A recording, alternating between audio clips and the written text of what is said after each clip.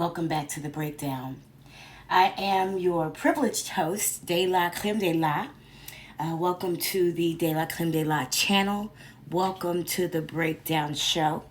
It is my pleasure to welcome you as we continue to break shit down. Now, before I begin, let me just make a very quick announcement. If you haven't already seen, we do have a Patreon now. So if you go to Patreon and you look for Breakdown by De La Creme de La, or if you use the link in the description of this video, it's the patreon.com/breakdown555. You will be able to join Patreon and become a member of the Breakdown by De La Creme de La page for free. You can upgrade. I think it's just $4.99 a month to upgrade for exclusive content, early access to the content, uncensored live streams and live chats. So, kind of the way I envision us being able to have a community. We'll be able to do it at Patreon from what it looks like so far. So join me over there. This video will be there first. So you'll see this video there first and in its entirety on Patreon. So I look forward to seeing us all over there and just being able to relax into the content a little bit more on Patreon, and then the suited and booted version that is appropriate will be uploaded for YouTube. That's kind of how we'll do it for the time being. So before we begin, I do want to mention that we are going to be taking a look at the regular board meeting from the Village of Dolton, February 5th, 2024. Pieces of this meeting have been uploaded to this channel, but I have not broken them down. I have not given them my commentary, or what I call in my head, the breakdown treatment. So that's what we're going to do today, is get started. I believe we will probably get as far as possible, as far as I can stand. Most likely, we'll see how far we can get. Most likely we'll get up to corporate bills. This meeting was only 2 hours and 57 minutes, which is short for a Tiffany Henyard event.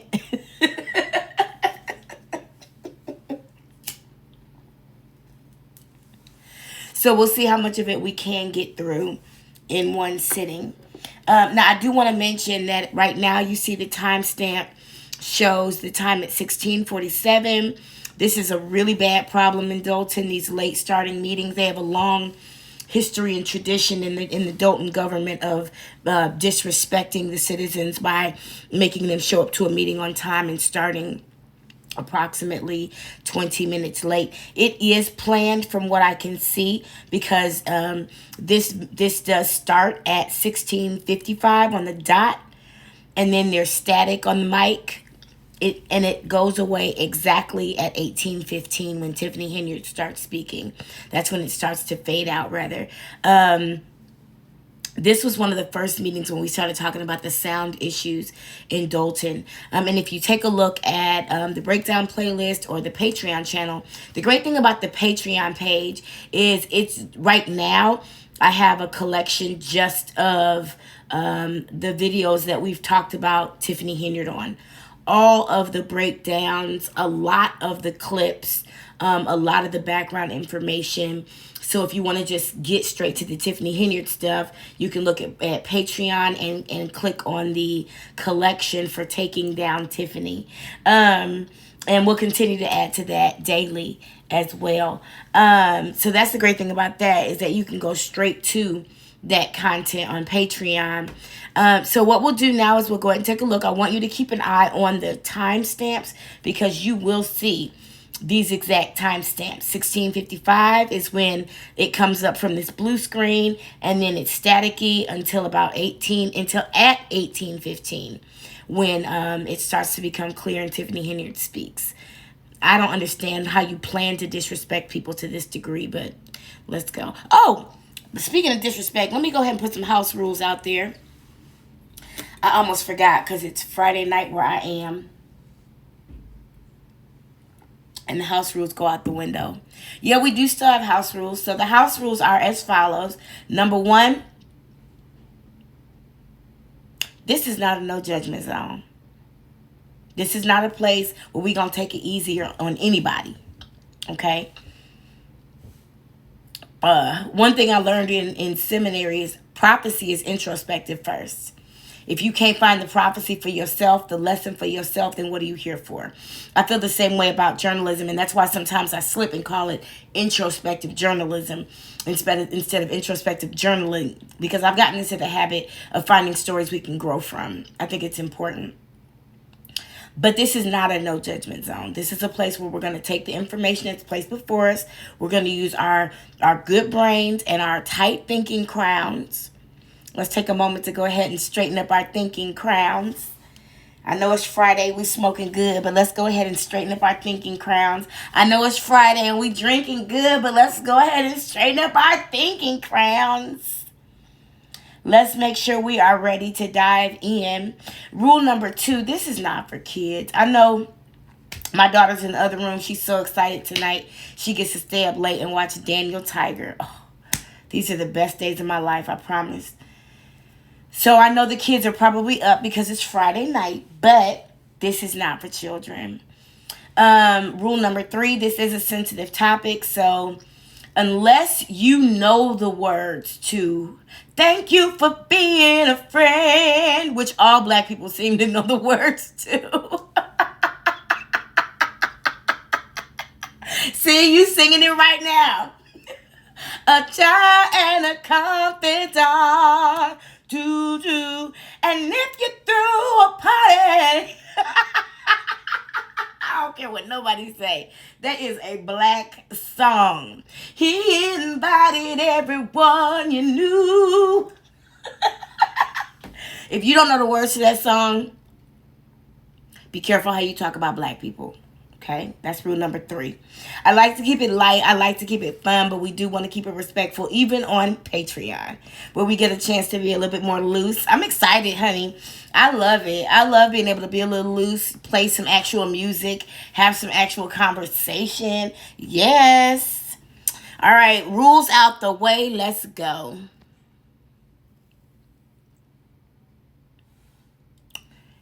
So we see 6:55 on the dot is when it comes on in.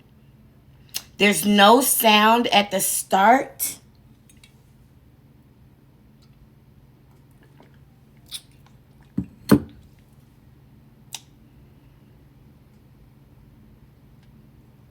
Excuse me for smacking. I made some good old sun tea today with some Earl Grey and some lemon. Ooh, it's good. And some brown sugar. All right. So whatever they're talking about in the back is most likely open, subject to the Open Meetings Act. Why these 3 are having a secret conversation right now is beyond me. But again, this is February 5th, 2024. Tiffany Henry got a square booty. Anyway, let's see what's going on here. Janice Johnson is already fainting. Already, poor thing. Let me see if I can get this to look a little better.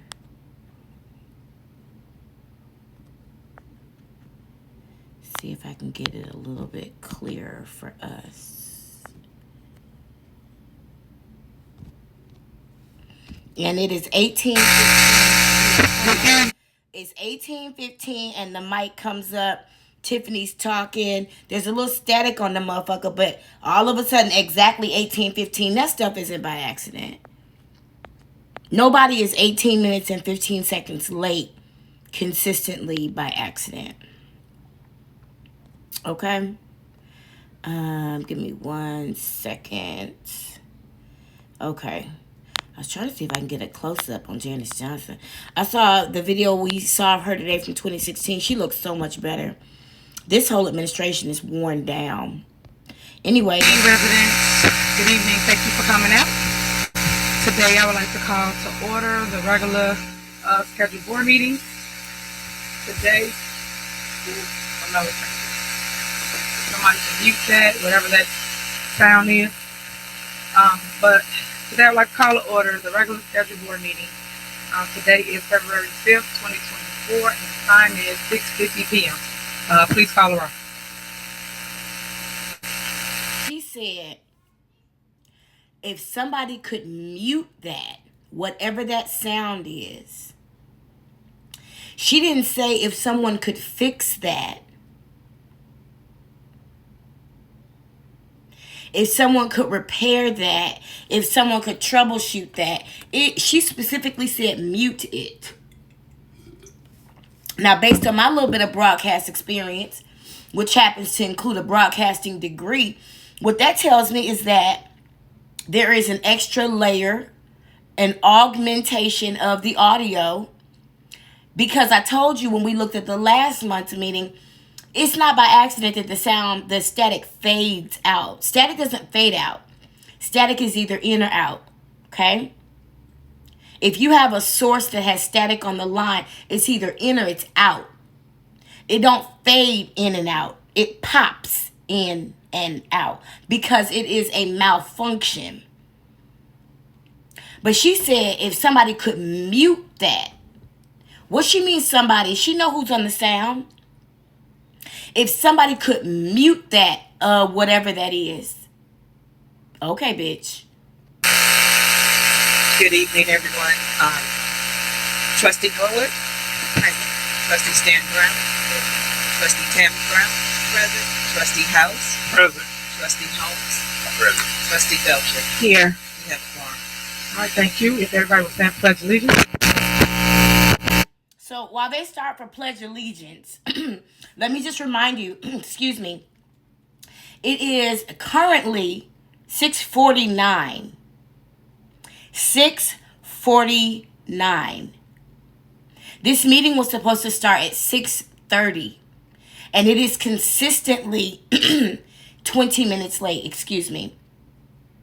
I have a problem with that. We saw earlier where the former mayor had the meeting started 13 minutes late.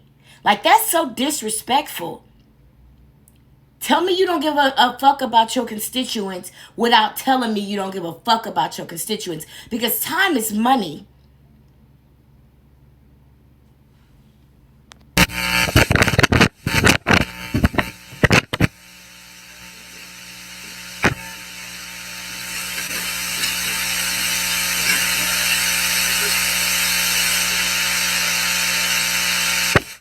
Continue to stand for prayer. If you would.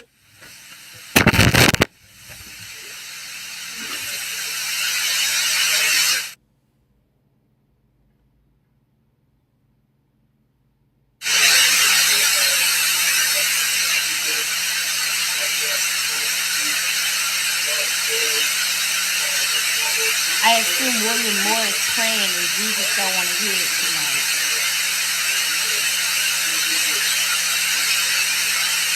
Amen. Now, I did see, I believe it was the village of Dolton that is right now hiring a new communications manager. I was piddling around on the village of Dolton and the Thornton Township websites earlier this week, taking a look at their job openings, just to see how things are being moved around in the midst of all this chaos. And it does look like they're looking for another communications manager. So we'll see what's up with that. That's where these issues are coming from.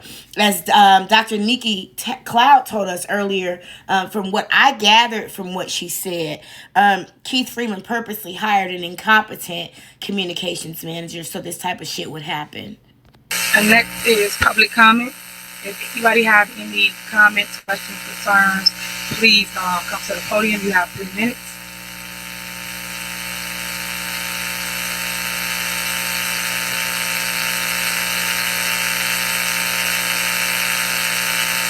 Now, we're going to take a note as well of the time when public comment starts, how much time people are given, that sort of thing. Just like we said, we would continue to monitor. I also want us to take a look, because we have looked at this meeting in a small segment before, to notice exactly when the sound gets better. If I remember correctly, if I remember correctly, because I haven't watched this meeting in at least a month or two. If I remember correctly, this sound is all whack, all fucked up. And then all of a sudden, this one guy gets up who ain't never spoke before, and his sound is clear as day, and he's a fan of the mayor. So we'll see what happens.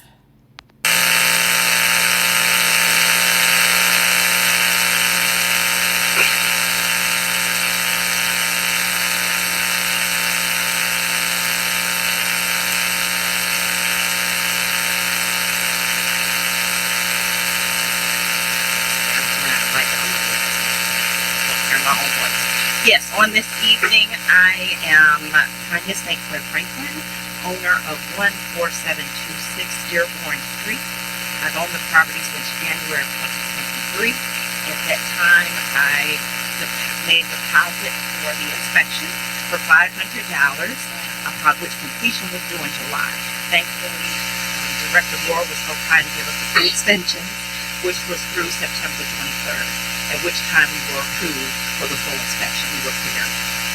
In October, I came back because I was instructed that after the October meeting that things would be approved so that I could receive the deposit back. At that time, and maybe 2 or 3 more times in October, I was told that the refund was not issued as of yet. The deposit was not released back. I believe I stopped in once in November, and then after that, of course, it was the blur of holidays. Just returned recently again, and we are in January of this year, 2 weeks ago, at which time Director Moore did look up my request that had been issued several times from what I understand to the Finance Department, and as of date, I have not received release for this deposit to receive the contract. Again, that's for $500. It is not interest bearing. I have done my part for this village, and I'm asking, well, number one, to find out why my deposit is not being released. And 2, what do I need to do to get that release? Ideally, pass by tonight's meeting. I hope that all makes sense. Yes. You can see the Finance Department, they're here this evening, so they will reach you. Okay, never been here? Yes. Finance Department's right here. Oh, I will be checking you out tonight. Thank you all. Have a great day. All right, just in case you weren't able to hear, I have been talking about this lady in almost every single month. I have been talking about a lady who had some repairs done on her property. According to the village, she had to put a $500 deposit down while the repairs were done. She had the repairs done. Her property passed inspection in September. In October, her escrow refund was approved. Or no, it wasn't. It was supposed to be, but it wasn't. She has been waiting for a $500 escrow refund check since September or October of 2023. And today is March 29th. And this lady still has not received her money yet. Since September of 2023. Today is March 29th, 2024. March 29th, 2024. And this woman still has not received. But we saw a meeting it was either January or December, where William Moore talked about the thousands of dollars they collected in escrow deposits. Don't let me find it. Nope, I threw them papers away. I don't hold on to these notes on purpose. Listen, let that shit go. It must have been January. No, because William Moore wasn't there in January. That's why the prayer was so simple. I believe it was December when he spoke about all the money they had received in escrow deposits. And I mentioned this lady and this $500 refund she's been waiting for. Now, at this time, at the same time that she did her part and got her properties fixed and approved and was waiting for her check, October 2023 was when it finally became evident of a deficit. It was undeniable. That's when we stopped seeing Tiffany Hingard in lime green suits. But I'm sure the spending didn't stop. because we did identify the $50,000 Cartier bracelet. We see the veneers. Anyway, let's get to the next one. I know it's not easy to hear through, but this is the experience. This is what's happening in Dolton. For real, for real. And someone says in the comments, Ted F, who's like 1, 2, 3, 4 down from the top. There's a guy right above him with a brown hand in his name. Ted F says these audio issues are on purpose. You think so? You think so?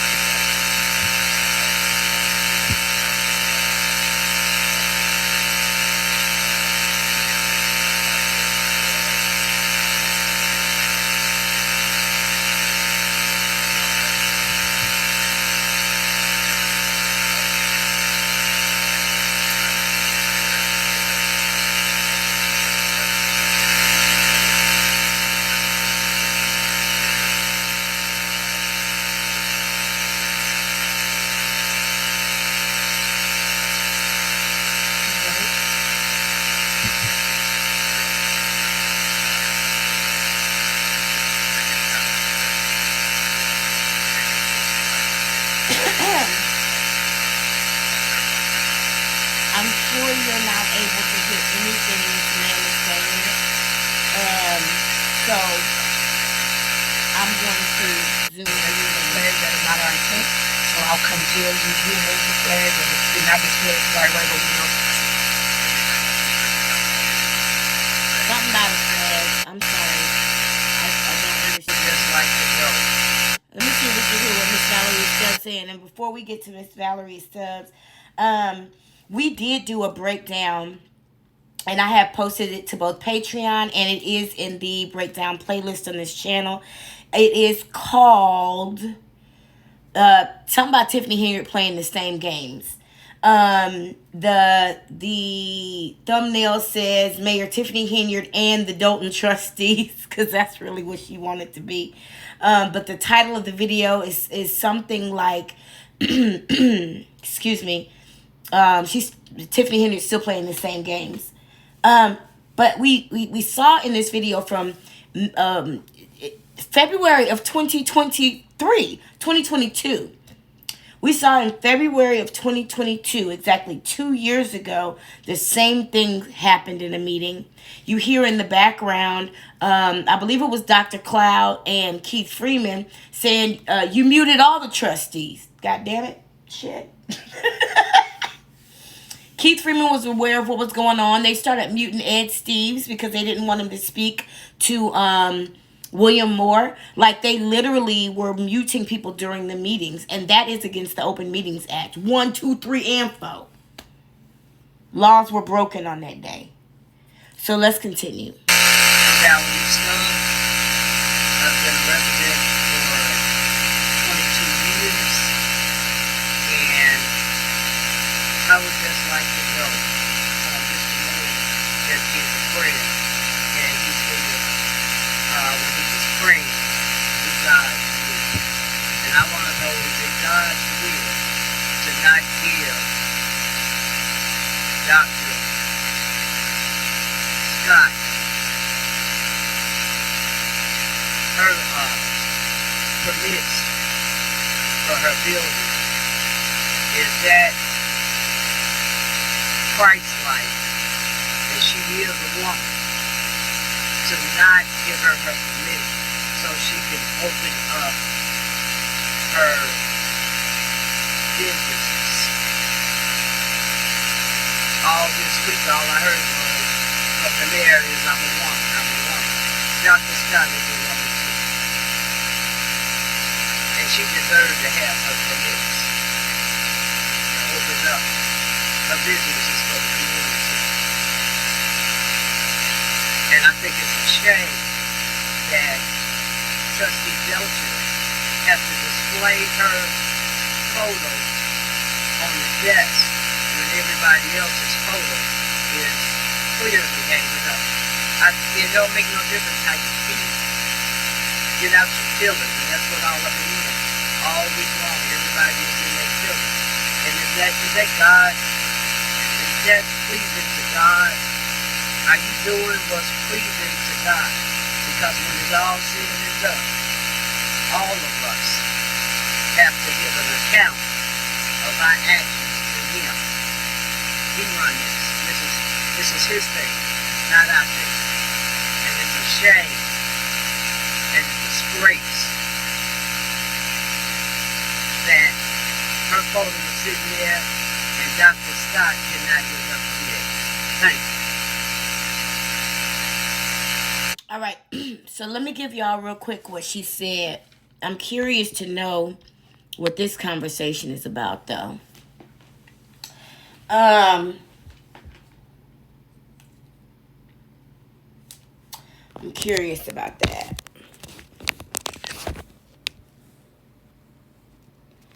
They the most whispering administration, ain't it? The most whisperingest administration. So Miss Valeria Stubbs is talking about Dr. Scott's permits. Now, I love what she said because it's exactly what I've been saying. She said, William Moore, you started off this prayer saying you want to do God's will. Is it God's will not to give Dr. Scott her permits so she can run her business and do what she got to do? Is that Christ-like? I mean, you keep talking about woman this, woman that. Excuse me. She happens to be a woman as well. And she's getting your ass to kiss. She mentioned the ignorance of it all, that Trustee Belcher has to put her own photo in front of her desk because the mayor has had her photo removed from the wall. And we not going to say the mayor didn't do it because it ain't no micromanager on earth that don't know that happened or why and didn't call the shots. Okay? I love that Miss Stubbs took this moment to cut that spiritual abuse like a knife. Because it's all pretty when you are doing the spiritual abuse. But when somebody puts the mirror in front of you and says, okay, so you say you want to do God's will, and this is what's currently happening in the village, is that God's will that you're doing?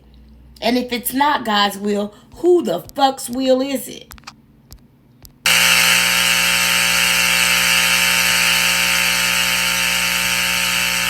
And for the record, it's okay to do your own motherfucking will. That's why you got one. But in all things that you do, you have to be careful to move in a particular way to protect your karma. And what Tiffany Henyard and Keith Freeman and Tangenique Miller and Janice Johnson and Juanita Darden and William Moore and Stacey Carell and Pete McCain and Louis Lacey currently are doing is their own will at the expense of others. They are attracting to themselves a very detrimental kind of karma. I mean, the kind of karma that has you bent over with no grease.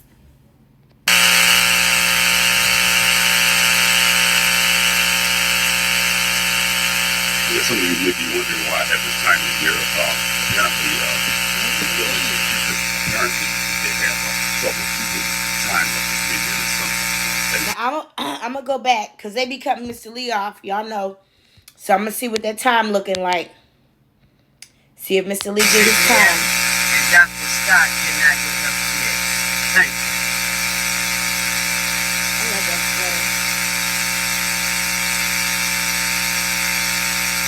sweater. That's one thing I miss about living up north is the clothes. I wore all my winter clothes in 10 days in Michigan. I've been in shorts and tank tops ever since.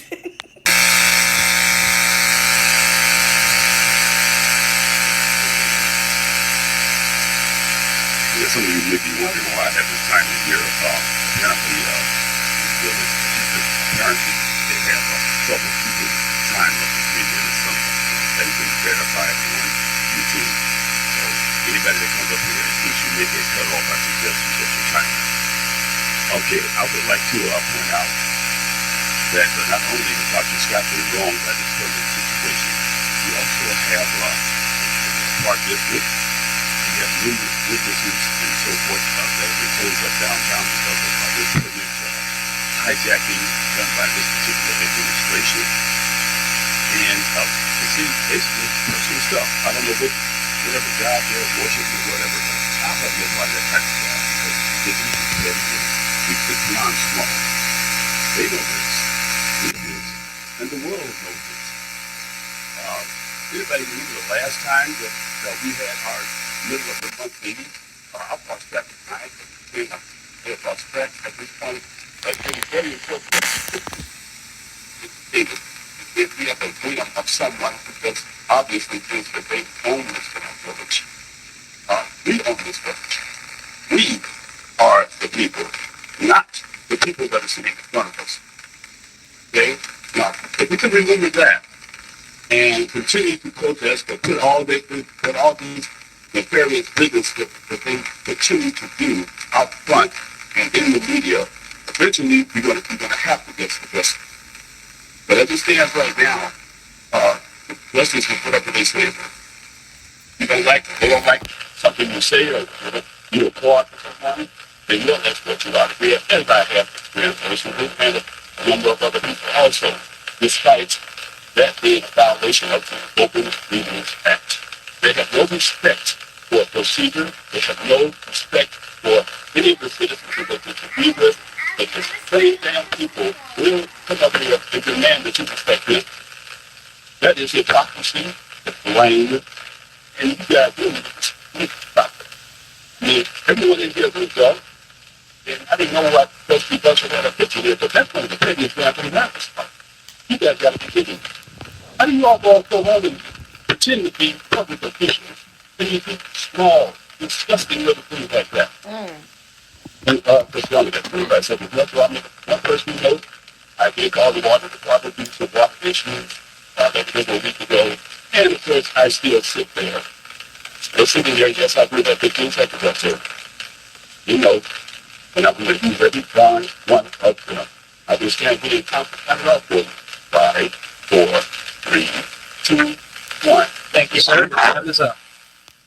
So, Mr. Lee had figured out last week that his time has been, or last month rather, just like that amazing breakdown crew member who figured out that Mr. Lee's time had been cut short.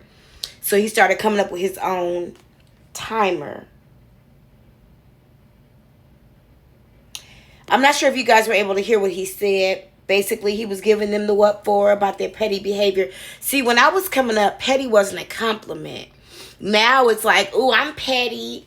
No, when I was coming up, and I'm 43, I'm old school. I was born in 1980. My mom and daddy was born in the 40s and 50s. Okay? So I was raised by people who taught me that petty is like a disease. Being petty is like a mental illness. There must be something wrong with you that you behave in this way. That's the way the word petty was discussed when I was coming up. If I heard two people, if I heard somebody being accused of being petty, that was a horrible character flaw. Those were fighting words. That was a situation where you don't want to be caught that way. You don't want to be accused of something like that. Now it's kind of, being petty is like being a slut, apparently. It ain't no big deal. But I came up at a different time where those words carried a different weight. And what I see here is what Mr. Lee sees here. We see petty behavior. We see immature, insane, retarded behavior. The way people move when they must be retarded.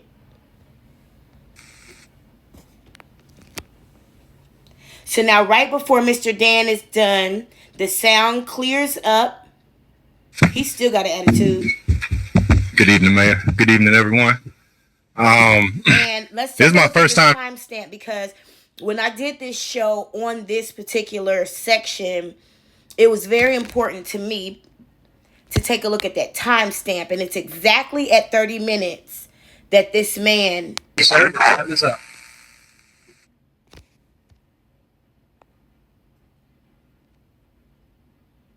We keeping an eye on the timestamp. Exactly at 30 minutes he hit the mic. Come on, for real, son. For real? Really? Really?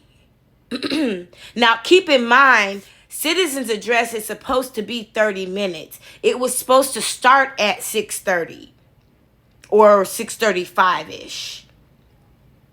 But here they are 30 minutes into the meeting.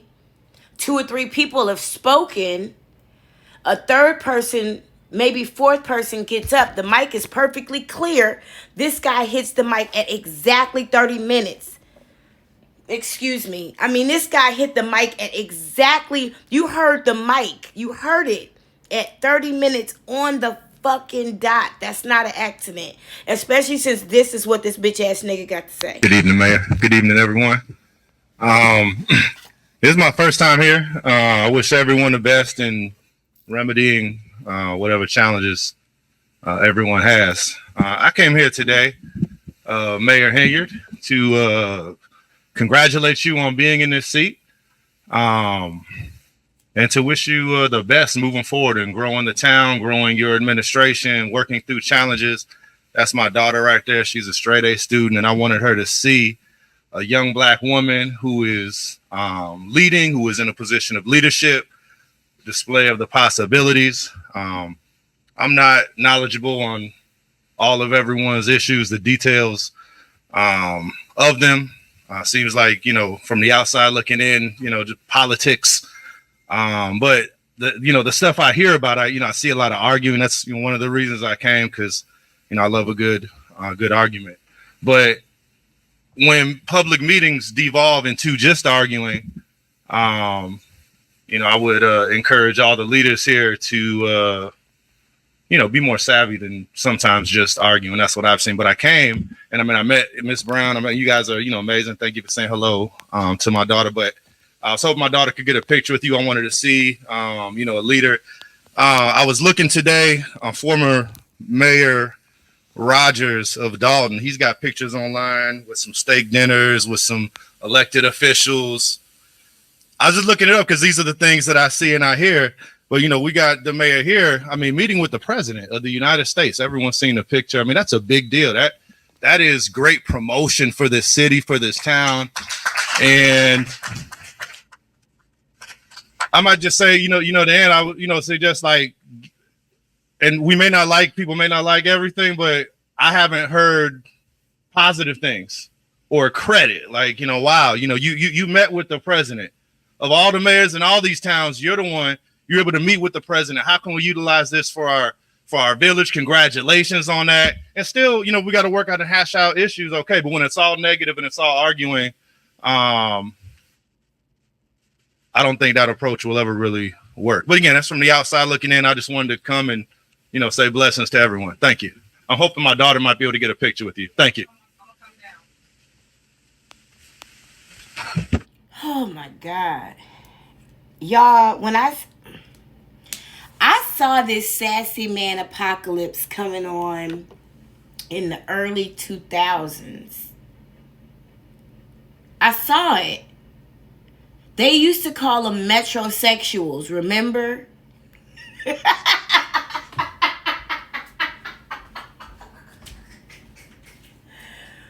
Y'all, remember it was just a nigga that liked to get his nails clipped every so often professionally? Now this nigga sitting down for a whole highlight and braid job. This fucking sassy man apocalypse is for real. It's serious. How you get your hair braided and don't trim up your beard before you leave the house is beyond me. It's completely beyond me how you groom your hair and not your face. Who is this guy, this plant? Who is this guy? I want to say it was, man, I hope I'm not getting this wrong. I'm going to step out there. I think it was O'Shea Duke Jackson who called him a simp. Now, this nigga is so incompetent. It took him 2.5 years to get here to congratulate the mayor on being mayor. Her first meeting was in May of 2021. This is February of 2024.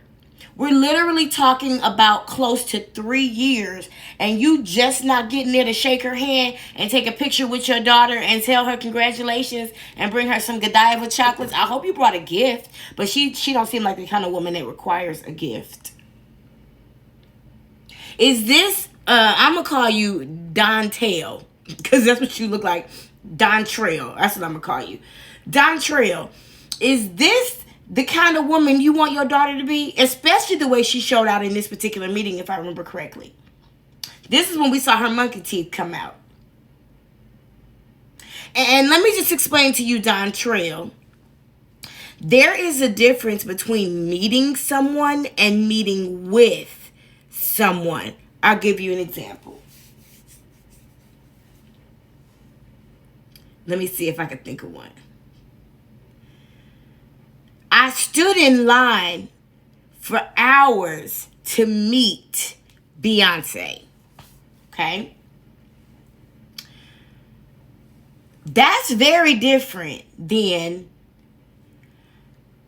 I was excited about my scheduled time to meet with Beyonce. See the difference? It puts a whole different genre of events in your mind, right, Dontrell? That's because there's a difference. Tiffany Henyard did not meet with Joe Biden. She met Joe Biden in a line with a whole bunch of other mayors who are under investigation.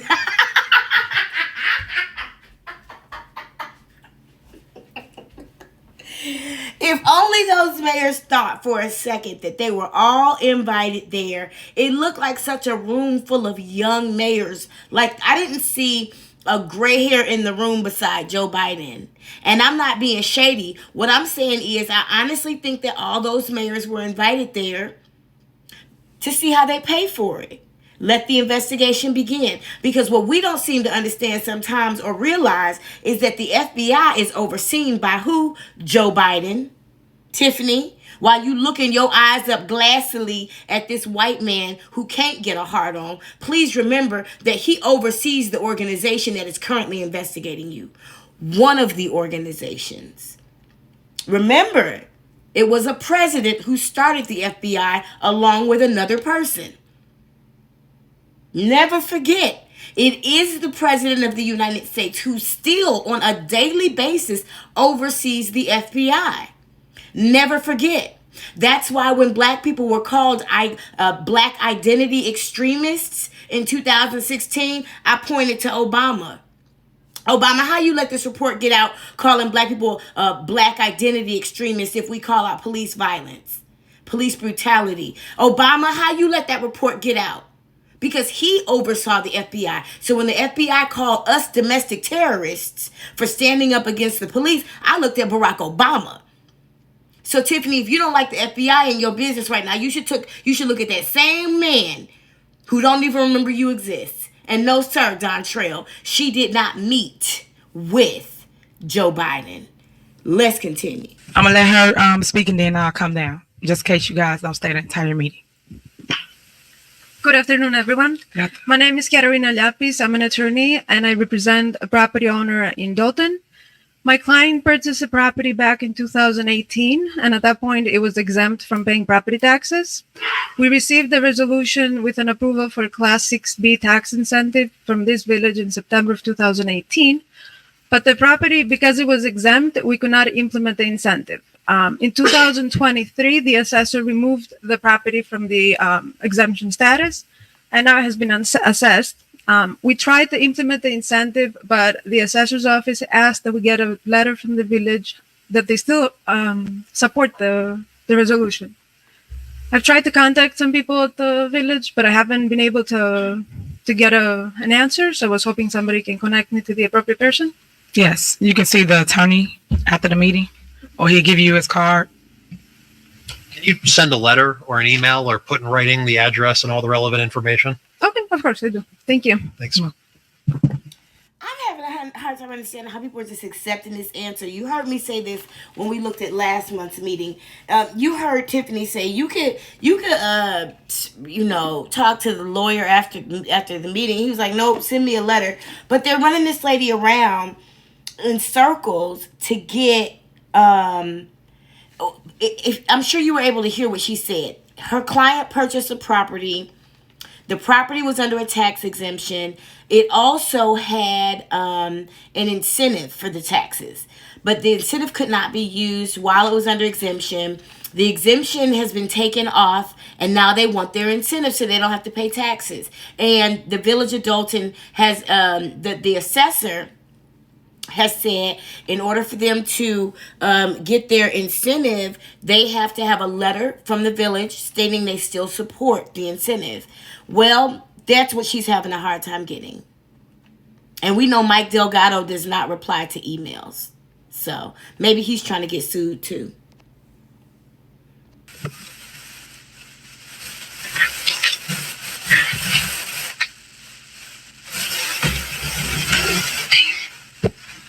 Good evening, Dolton Trustees and Mayor and officials. Happy New Year to you all. I've not been able to attend for quite a while. My name is Prince Aro Jojoe. I thought all this would have been over. I thought the city would have been moving on by now. I don't know, you're still on bickering on all this. You guys need to put all this behind. Let's negotiate. Let's find a common ground. It's time you find a common ground. Give and take. Do something. You can't continue like this. Is this how we're gonna go for till the next election around? Man, ladies and gentlemen, be civil. Do things right. Think of the residents. You are here to represent the residents and not yourself. Whatever are your differences, personal differences, you should learn to put them behind you by now. I was shocked when I'm hearing people talking now because I thought I was walking in here to see a new Dolton. We need to move on. Please. We need to move on. Forget about what the issues are. It's time to work together to move. You're at an advantage now. We are at an advantage. So we should need to cooperate with one another and move the village forward. It's time. It's time. Otherwise, another election is not too far away, but should we wait till then? What would be your accomplishment when we can't get things done properly in Dolton? You should all be ashamed of yourself if you can't just work together. Quit. If you can't do it, quit. Let somebody else take the positions. Is he done? Okay, you gonna hang up the phone, say goodbye or something? So this guy's a plant too. I'm familiar with, I don't get into like political party stuff, but I am familiar with inside the Democratic Party, the ACLU, and how through the ACLU, people are placed in places like this to do things like this. The ACLU was run by Hillary Clinton, but it has multiple purposes. A lot of it is about social engineering, telling people what to think. This man didn't say anything specific. He sounded like he was talking to some kids who just got in a fight on a playground. He didn't have anything substantive, quantitative, not even qualitative. He didn't have anything specific. Yeah, there you go. That's how you say it. He didn't have anything specific. He didn't ask any questions. He didn't have anything. He said he hadn't been there in a while, and now they came back and they doing the same thing. Well, they haven't even started the meeting yet, so what's he talking about? He said he hasn't been there for a while, and he thought by now they would have fixed stuff. What? Fixed what? What the fuck is this man talking about? And why are these two people speaking who don't sound like they're from Dolton? Neither one of them. One guy sounds like he might be from California, and the other guy clearly is not from America. Where are these people coming from? Speaking for Tiffany Henyard. Probably Tony Perkwinkle and some of that ACLU stuff. On the clock during protests. I see you. Was he at the mock meeting, and was Dontrell, was Mfusu and Dontrell at the mock meeting when they had the village managers practice muting the trustees because Tiffany Henyard doesn't want them to have a voice? I'm quoting Maisha Williams, who is a former water director of Dolton, who was fired by Tiffany Henyard because she wouldn't withhold permits from deserving entities.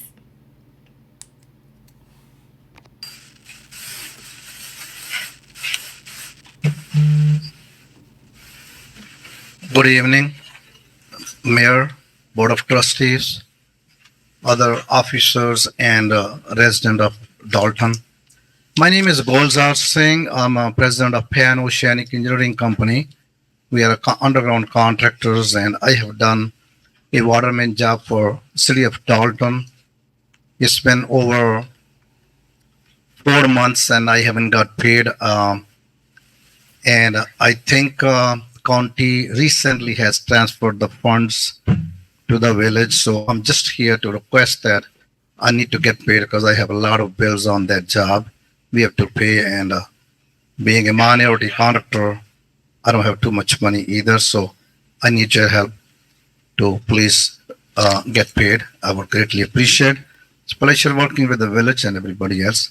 Thank you. That's not his first time coming up, and I don't think he ever mentioned the name of his company. I'm not gonna go back. I have a hard time catching the name of his business and what they did. So forgive me if I've missed it. But he wants to get paid.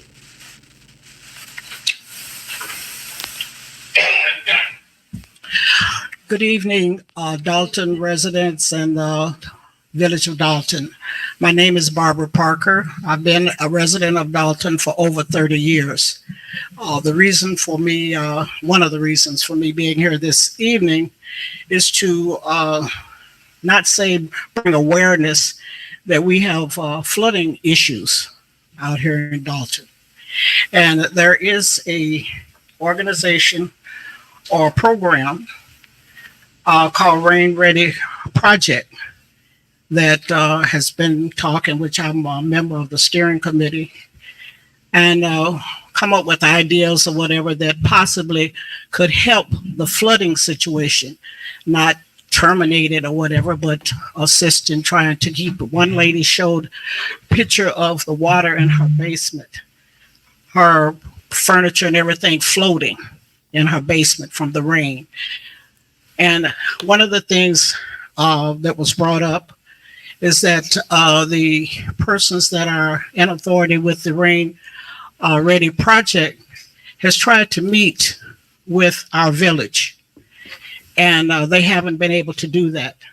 We started a meeting, I had a meeting back in August. So from August until we had a meeting in January, they said they had attempted to contact the village of Dolton to present some of the things or ideas of trying to eliminate or to correct the flooding situation here in Dolton. And I'm asking the board or the mayor and the administrator that this is something important, something that affects the residents. And I don't think anybody in this room would appreciate every time it rains, you would be afraid of your basement flooding. Not only flooding, but damaging your household things and even the basement. You may have to repair it or whatever. So this is something that should be considered. A meeting should be held with this organization or whatever to do, find out, at least listen to some of the ideas or whatever that has come up for discussion with the different, not only Dolton, a lot of the villages out here in the south suburb that are affected by this flooding situation. But I'm concerned about the village of Dolton meeting with these officials.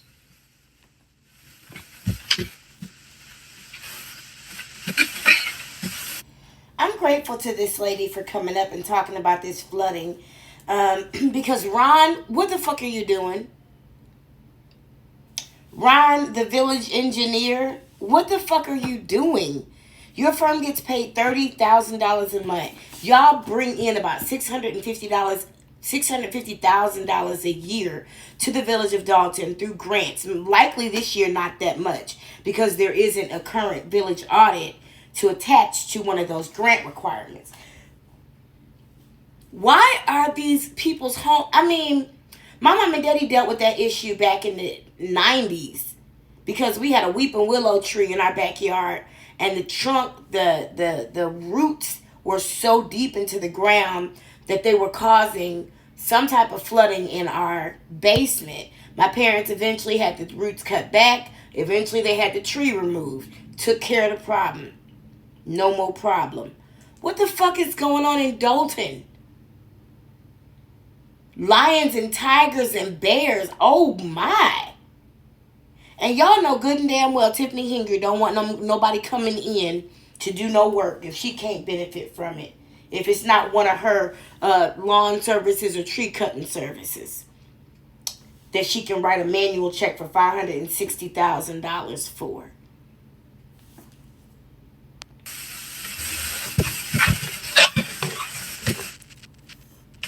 Testing. All right, that concludes resident comments, public comment. Anybody else? All right, so we're going to move on to general announcements. Do anybody have any announcements? Yeah, I'm going to let y'all start the announcements. I'm going to go take the picture with the young lady. Any general announcements? Nobody? Okay, go ahead.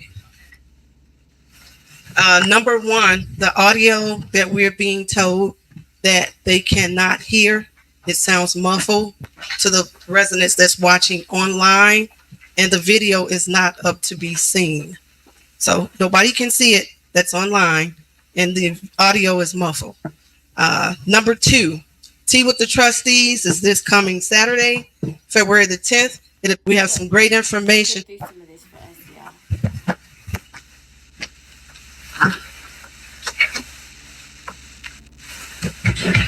All right, anyone else? Oh, let me make a note, y'all, because I'm going to tell y'all how petty and childish and immature and absolutely retarded.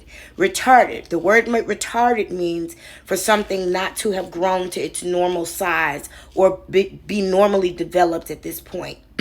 Excuse me. Her emotions are retarded. Tiffany Hanger has not developed emotionally.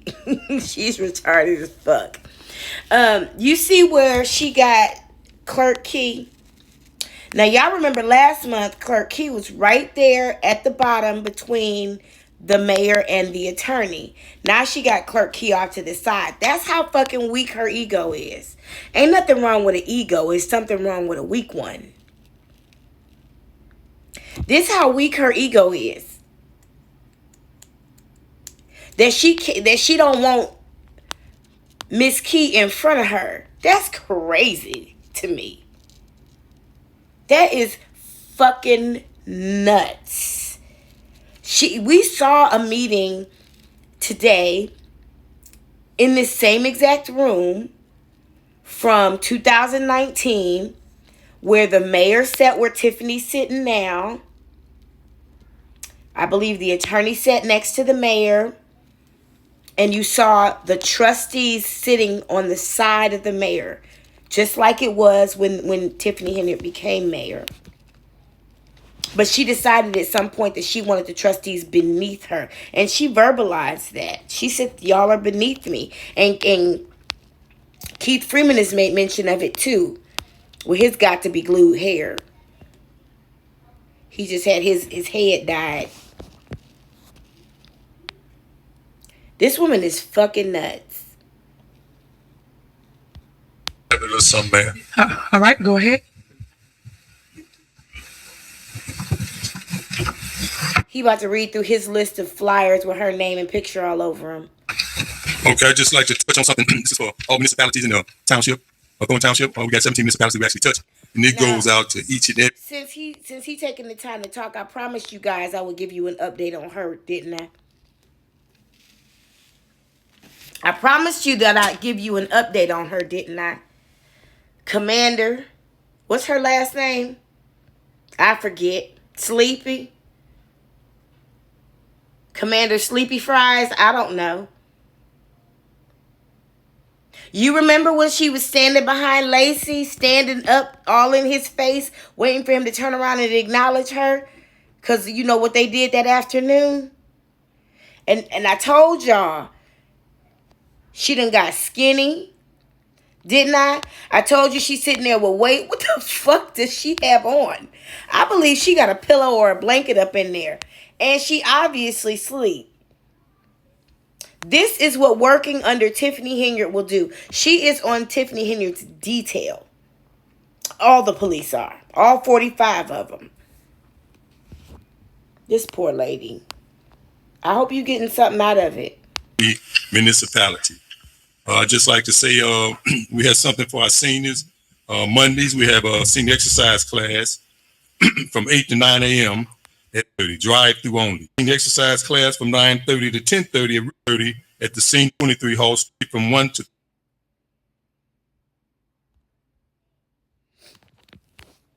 I just want to get through these general announcements. Is there anyone else? Nobody else? Okay. All right. Next on the agenda is Mayor's report. So. Oh, shit. Hold on. Let me pray.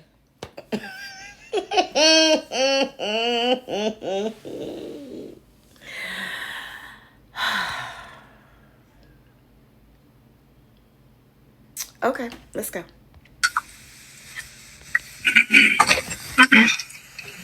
Well, a couple of things that I want to announce this evening. First and foremost, I want to thank everybody for all your love, your support, your emails, your text blasts.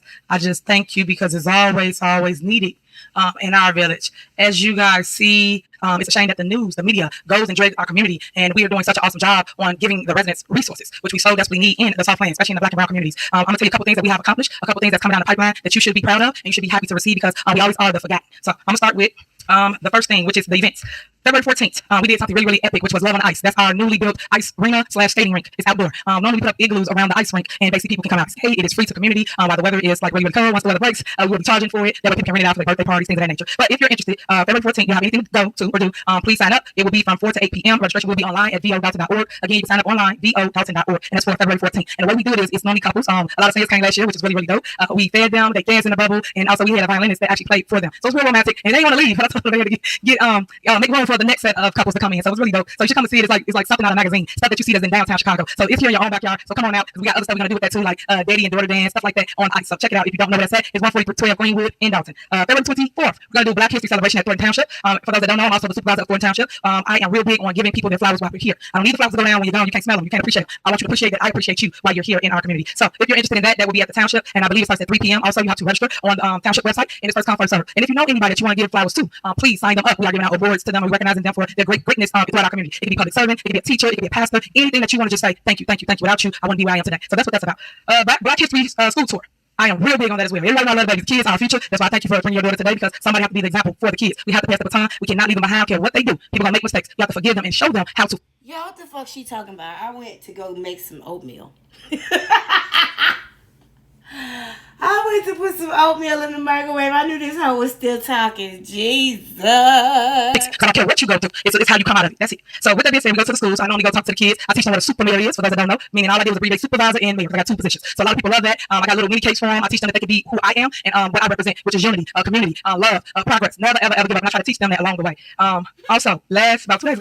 Do y'all see Mike Delgado processing everything she says? Tiffany, I told you, I want you to sit down with Mike Delgado and I want you to flat-footed ask him, do you think I'm smart? And Mike, I'm giving you a heads up so you have time to prepare your response. But you need to be honest with this girl because your face...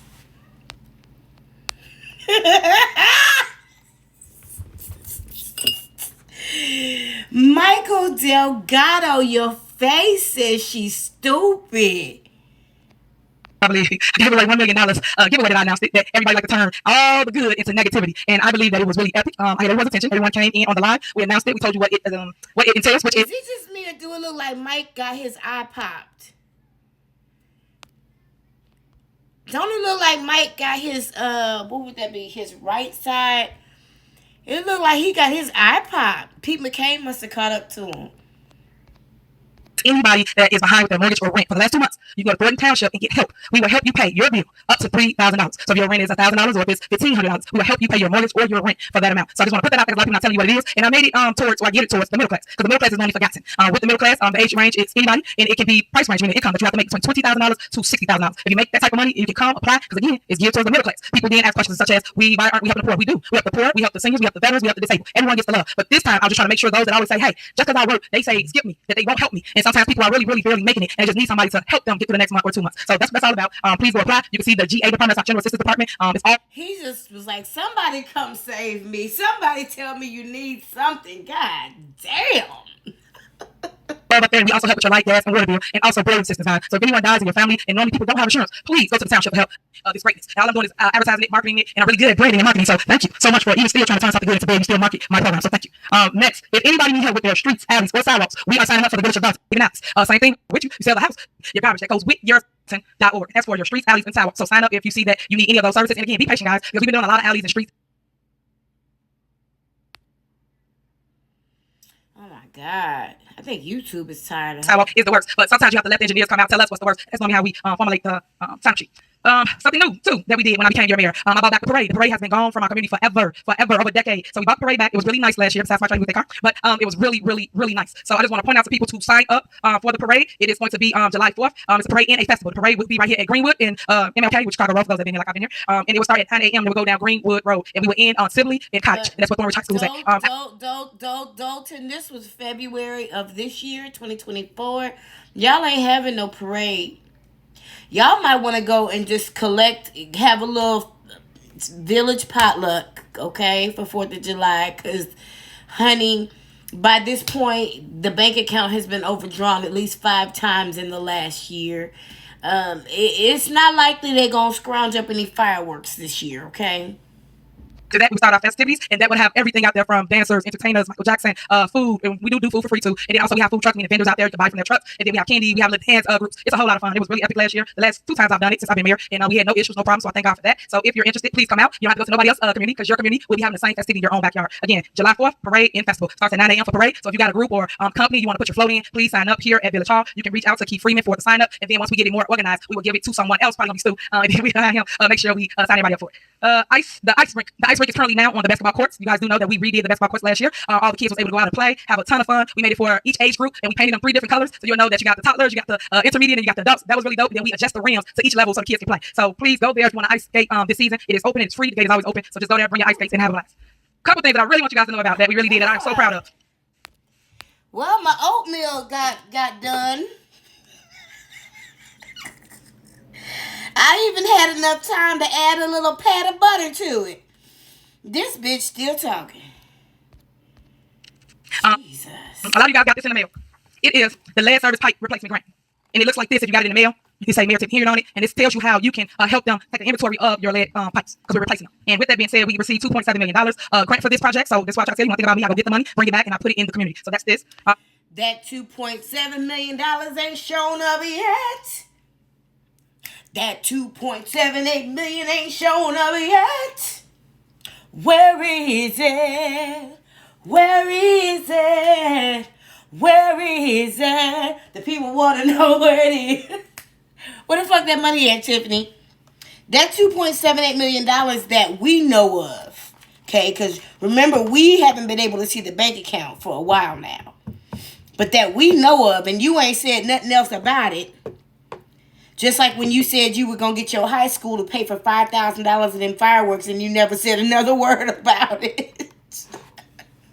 The next project that we got going on is the digital water meters. That's something that everybody has a problem with in our community. It's been like that for years. So we rolling out a big program for that. But we're going to also do it in stages and steps. Have town hall meetings. We're going to allow people to come here, talk to us about it so they know stages A to Z and know what to look for, who coming out, who the vendor is, so let anybody in your house, what's the process, and how long it takes to actually complete the project. This project is projected to start on June, got the exact date, but June 2024 of this year. And also we got another, this is a $2 million grant as well. So you'll hear more details as relates to this one. And I do know that they forget the 15, but where is it? Where is it? That money ain't come yet. If y'all listening fast like I'm listening fast, you hear her talking about these grants. But where is it? Where is it? Where is it? Where is the money? While you trying to steady raise people's taxes and you talking about all these grants that's coming in and you got village managers raising their budgets while they placing orders for your dumb ass shit. And you writing $500,000 checks without the clerk's signature. $0.5 million as long as we pay the $500,000 back to back, meaning right on time. So I just wanted to let you know that. We'll talk more about that as that comes. Next, we received $200,000 for a fire hydrant replacement grant. We received that, so all the fire hydrants will be replaced this year. So stay tuned for that. We've seen them working on the fire hydrants. We're replacing all the guts inside the fire hydrant. So if you have a fire, it works. They turn it, it cuts on. I want you to know that. Last but not least, our infrastructure. I'm real big on that. We received $250,000 for an infrastructure grant, and right now we're trying to. I need to know about these fucking fire hydrants. I have seen conversations go back for 5 years about these goddamn fire hydrants. I've seen videos where Andrew Holmes showed the decrepit, bent over, ranked over, literally fire hydrants. It seems to be people are getting tickets for parking in front of the fire hydrants, but they don't even work. So what the fuck is T? That towards our alleys and our sewage. So we're working on all these things currently now. It's already in the pipeline. It's just a matter of time of when we roll it out. I wanted to keep you abreast to the things that we actually went and got, the things that's here for community, and the projects that we're working on and that you will see coming up shortly.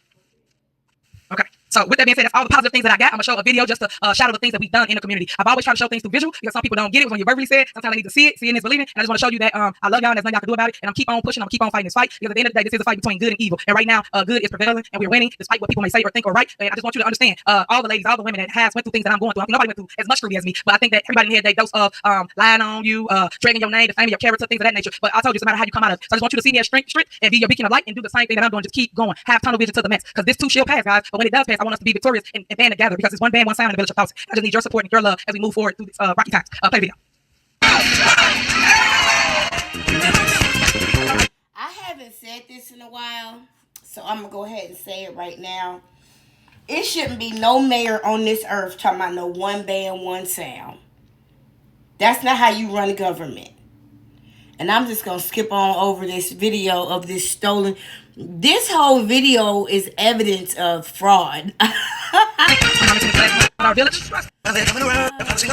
Loving the things on complete collapse. I always say my part is nothing. When I was watching this meeting live, this is about where I came in when the video was playing with the McFadden Whitehead song. Ain't no stopping us now. I just came in when it started playing. And they was lighting her ass up in these comments. Like, what the fuck makes her think we want to see this video again? I didn't realize at this point that they had seen these videos 5 or 6 times already until I started reviewing these videos. I didn't start watching the Village of Dolton meetings, I don't think, until this February meeting.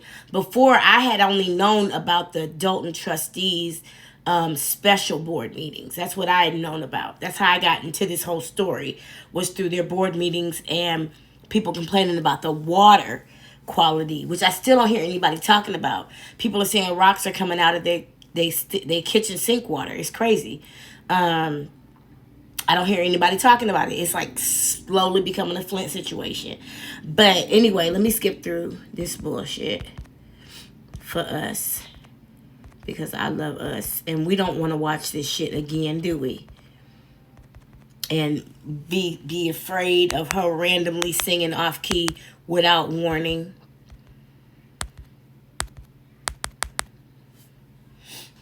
I remember when I used to go to John P. Key's church. He didn't change the name of the church so much, Lord. But when I was there, it started off as New Life. And then by the time I left, the church name was changed to City of Praise or some shit. Anyway, he used to have this annual Christmas toy giveaway where a bunch of us would get in our own cars and drive toys all over the city that needed to be dropped off for him. And I found out my last year being at that church that prior to the volunteers, who I was one of them, prior to the volunteers arriving to the church to begin picking up the toys to take them out to the city, he had his people, his oldest kids, a couple of his assistants, which were also his kids' nannies, just some people in his circle. He had them go into the semi truck where all these toys were and pick out the toys that they knew his kids would like. He had 9 children, for the record, last I checked. And at that time, I think 6 of them were young. 3 of them were adults and 6 of them were young. So he had his friends and family go into the semi where all these toys had been donated by like Walmart, Target, toy stores, stuff like that. He used his connections to get donations. And I'm talking about there were hundreds of toys. And so he had, like I said, I'm just going to say again, that last Christmas that I went to that church, I found out prior to us arriving as volunteers to pass out all the shit, he had his people, his circle, go into the semi and pick out the toys that his 6 small children would like so that he could give them to them for Christmas. Mind you, this man had just come off of a tour only 2 months before that when he finally paid the taxes for his house late once a year. So, of course, he didn't have money for Christmas because, you know, he spent his whole tour money on he was house poor. Or what they call house rich. I think that's what they call it. But that's what I think about whenever I see this Christmas event that Tiffany Henry did. Where did these toys come from? Who paid for these toys? How did she procure and acquire them? It's very interesting. So the last video that we have, and it's all positive love up here. I know y'all were trustees, don't worry about it. But I have a positive video. It's about Black History Month. I want people to know that I am history. I am. We're not doing that shit. Anyone on the platform, so you'll see kind of what's trending. I do things. We do a lot of love. As the first African American female mayor, Dolton. Of course, I'm misunderstood. All right, that's the first challenge. And that's the stolen Tahoe.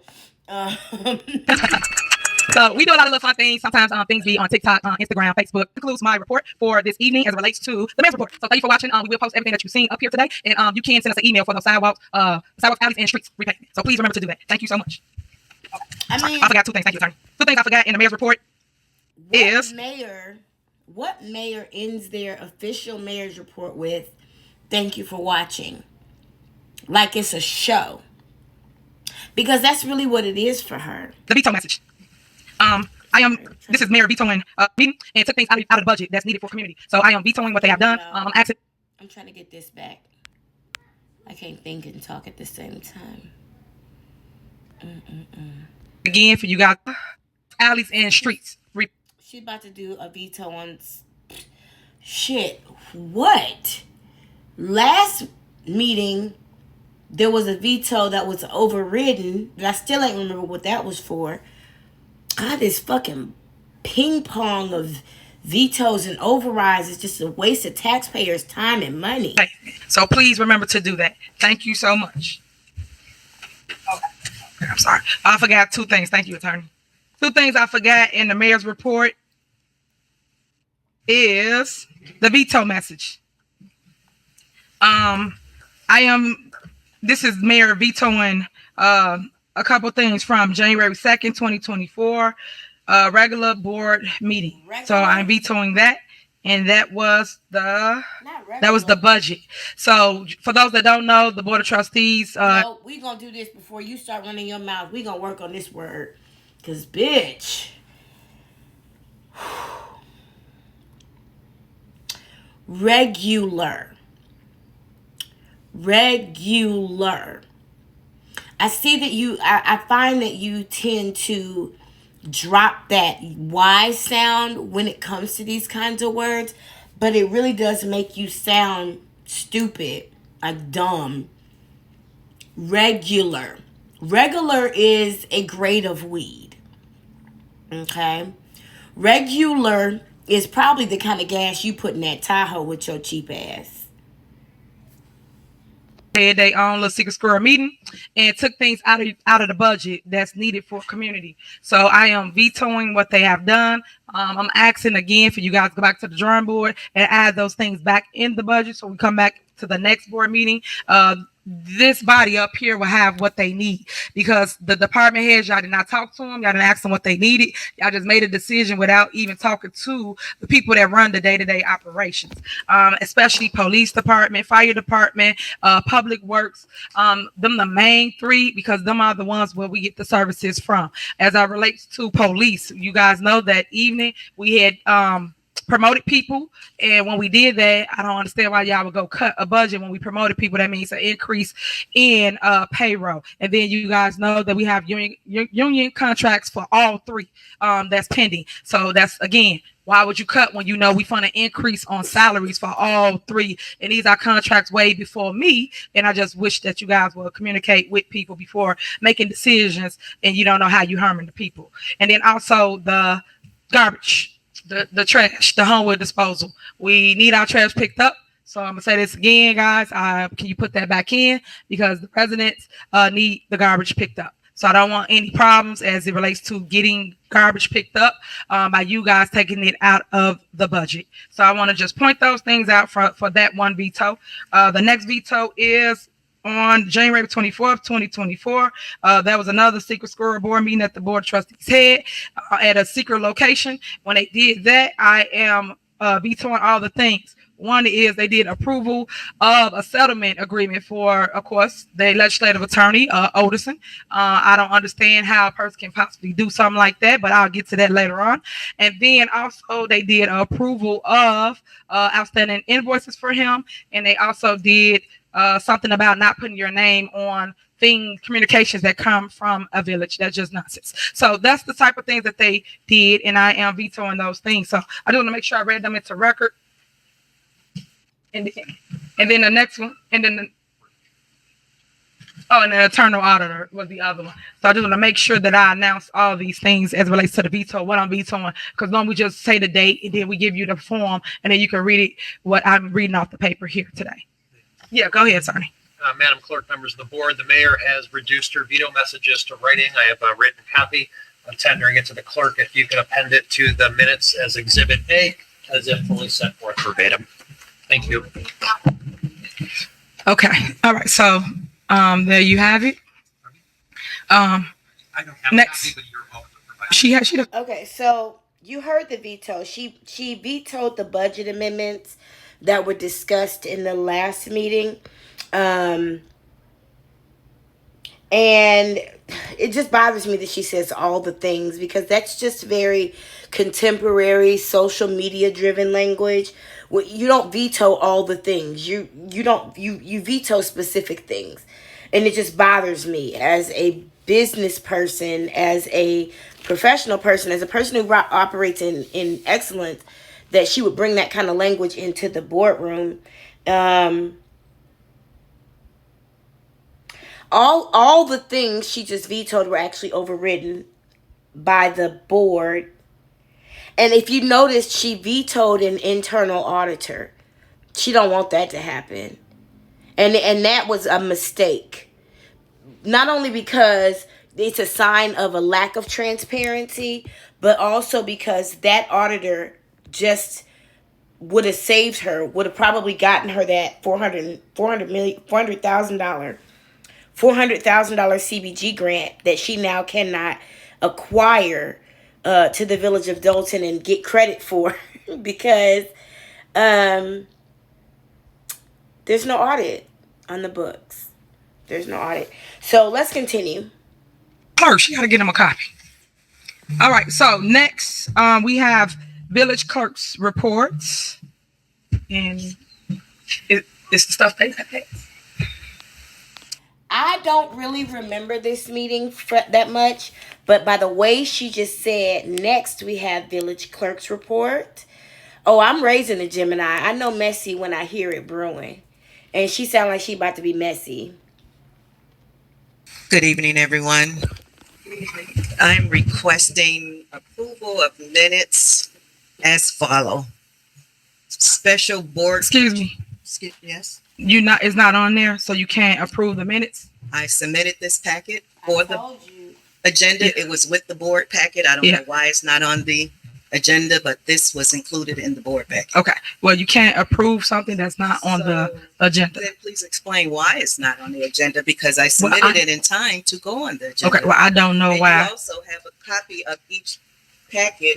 It's in the packet that was submitted to everyone. Okay. I don't know why it's not on there, but it's not under village clerk's report. Can we do an amendment to that tonight so that we can get the minutes approved? So you could do it for the guys next. have asked me for minutes for December, January. I have all of that prepared today so that it can be distributed as requested. I've had several requests for these minutes. Okay. And I have So them here today. basically you can do this at the next meeting because it's not on the agenda for a vote.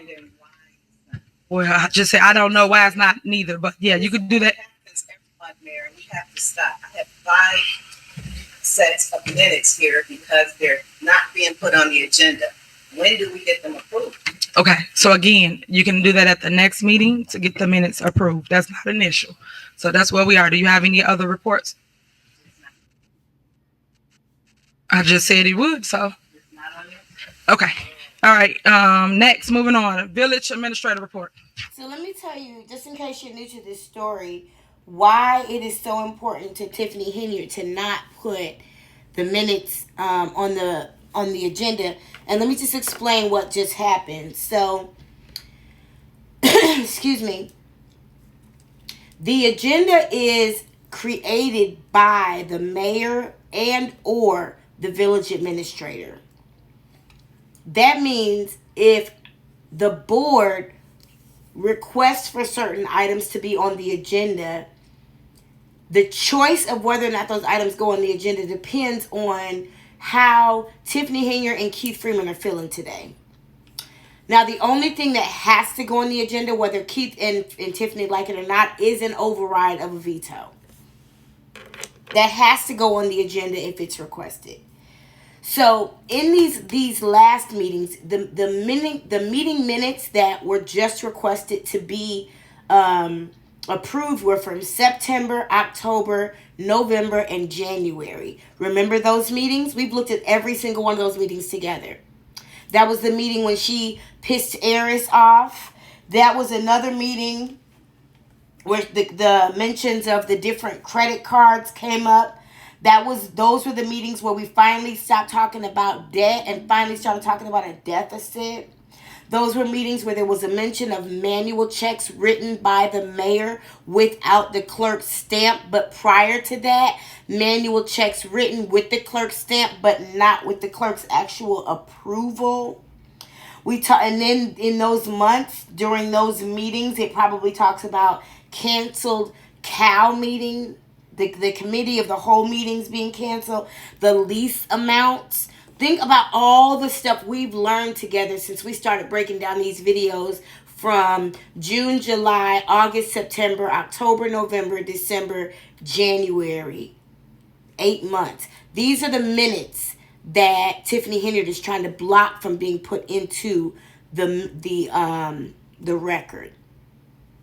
Okay? And that's part of the reason why they have to have these special meetings, is to get these minutes approved, because Tiffany Henyard does not want these things to be on the record. However, these Facebook videos these YouTube videos are as much evidence.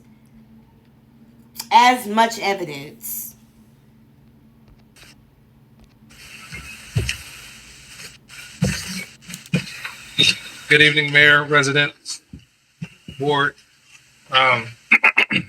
In November, the board approved a TAW in the amount of $2.9 million. The village received the funds in November of 2023, and the debt has been repaid as the property taxes are coming in. In December, the village collected over $2.4 million that was provided to Flagstaff for the TAW payment.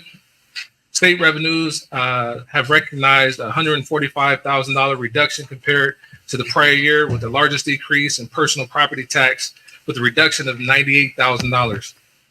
The village has also recognized a decrease in utility tax revenue, consisting of tax distribution from Nicor Gas and Commonwealth Edison of $177,000. $20,000 of the decrease is due to not receiving December's Nicor deposit until December 2024. Overall tax revenue is up $1,849,191 from the prior year due to receiving property taxes in December, unlike the prior year when the property taxes weren't paid until February. Permit revenue is up by $130,000.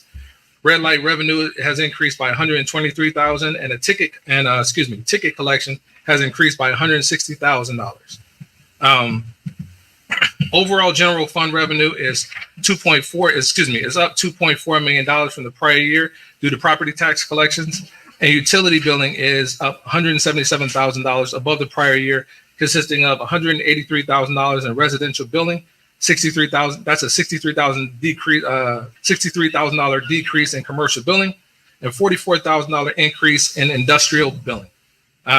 As discussed last month, the IMRF employer contribution lines are higher across departmental funds because the IMRF employer contribution rate has increased from less than 1% to over 7%. That'll end my report, Mayor. All right. So the one thing he did say that I wanted to make sure of, I think he purposely speaks in terms that are not easy for the average lay citizen to keep up with. I don't think he really wants the citizens to understand what's going on. And that's just because, he's him.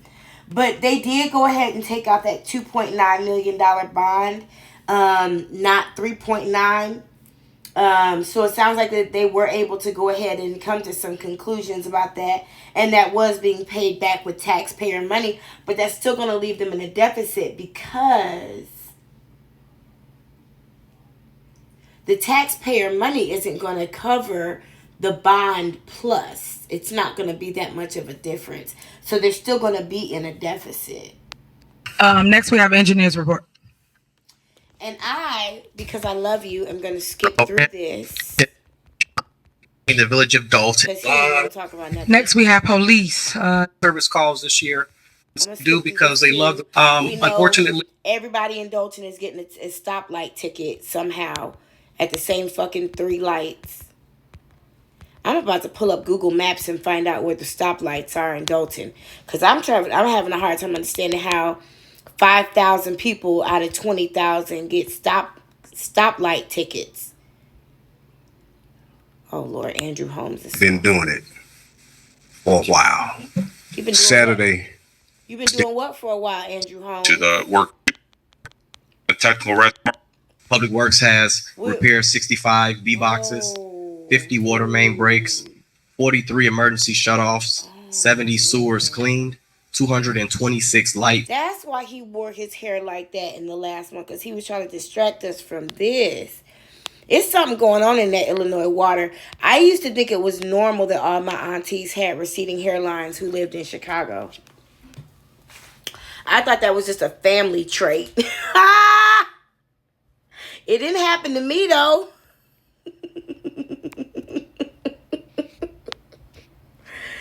Listen, Tiffany, this is what you doing to people.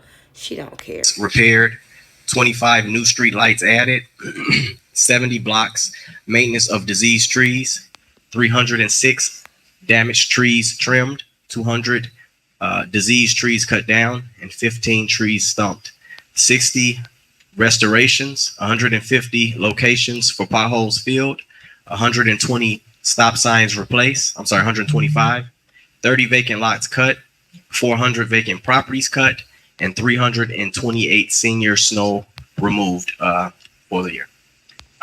What you are seeing here is the effects of drug abuse on the body. I'm not throwing shade at this man trying to be funny. What you are seeing here is some methamphetamine situation. Also to add, as we talk about budgets and I'm sure The water department are looking I'm for sure part-time. he gave the trustees quite the tongue lashing about the budgets. Oh Lord, William Moore. Faces, but I'm gonna tell you, it is affecting our residents. Oh, God. I mean, we have a conviction about. So here we see the flying monkeys of Tiffany Henyard have come out to attack the trustees during their general comments, during their reports. Because remember, we saw last month the trustees, and the month before actually, the trustees used the general comment portion in December of 2023 to say what needed to be said, because Tiffany Henyard was monopolizing the floor and the space, the atmosphere during her mayoral report, and then not allowing anyone to respond to all the accusations. So the village department heads are attacking the, oh God. Why the fuck are you so invested? You don't understand how guilty it makes you look, penis head. It makes you look so guilty, penis head, that you've been doing the same job for how long, and now all of a sudden there's no increase to the budget by $1 million and your butt hurt? Somebody's got to wonder why, penis head. I literally was scrolling and his head was at the bottom of the screen, and I was like, this is YouTube, this ain't Pornhub. What is this? What a surprise. Y'all, I'm sure he ain't talking about nothing. Hold on. More spiritual abuse. More disrespectful conversation. Ooh, she be wanting to fight. I know, I feel you. Man. So with housing, I'll give you a high tickets at 27 cents. And now he gives his report. Be encouraged. Yeah. Can I address something? Oh, go ahead.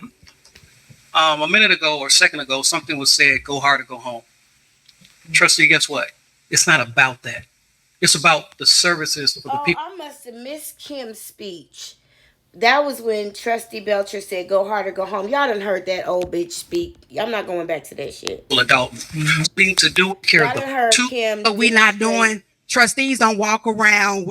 Y'all have heard Kim's display of ignorance already. She made a statement. Can I respond? I said go hard or go home because, of course, everybody was prepped to say whatever they had to say today. But let me speak to say this. When we talk about what we not doing, trustees don't walk around with video cameras and drones showing every move they make. They don't have the resources that somebody else have on the taxpayers' dime to show everything they doing. These people sit up here talking about we ain't did nothing when all they're doing is listening to what somebody told them. For somebody to sit here and say the resources that we're taking away, for one, we have exceeded and over exceeded the budget that was initially put in. And so when we're getting emails talking about the cars being repossessed, and then somebody sitting here talking about that they know the money is there, I have a problem with that. Then when you bring the issue to, everybody knows that police is very valuable. But when you're saying you hear 2 or 3 o'clock in the morning, you hear because you understaffed. You're understaffed because don't nobody want to work in Dolton. So when we talk about, yes, the police, they are doing their job. When I called you, you came immediately. So I've never said that. But at the same time, when something is happening, y'all have to stop saying it's politics. It's not politics. This is reality. Have you looked at the bank account lately? Do you know how much money is in there? Because I don't understand why a resident is coming telling us that we owe her $500 from 5 months ago. Right. So have you looked in the bank account? But let me say this. Let me say this, and then I'm gonna leave it alone because we can go back and forth. We don't have to. No, let me finish, trustee. We don't. Okay. Because when you say that, guess what? Because shut up, Sheriff. I hate when people say I'm going to say this and then we going to leave it alone. Nigga, we going to leave it alone when the fuck I say we going to leave it alone. You the one that said the dumb shit to me. Now stand on your feet and have this motherfucking conversation. You don't decide it's over because you losing, bitch. My foot is on your neck. I'll let you know when you can get up. You said we're understaffed. We're understaffed because guess what? We're not at comparable salaries for a police officer coming here. Okay? I'll let you talk. Shut up, nigga. We're understaffed because every time you get up here, you, Trustee House, Trustee Brown, Trustee Norwood, get up here and say no to something to be said yes. Okay? You talk about that, guess what? The bank account. Oh my God. But the money that go. We've examined these conversations. I'm not going to take. Oh God. I make an excuse not to be. You sure do, because you are a drug addict, ma'am. Comment. All right. I have a comment. Thanks for everyone coming out for this joyous occasion. He's messy ass. So y'all, what you got to understand, Stan Brown is also an agent of chaos. Stan Brown is very much an agent of chaos. He quite enjoys the bullshit. He knows about the murders.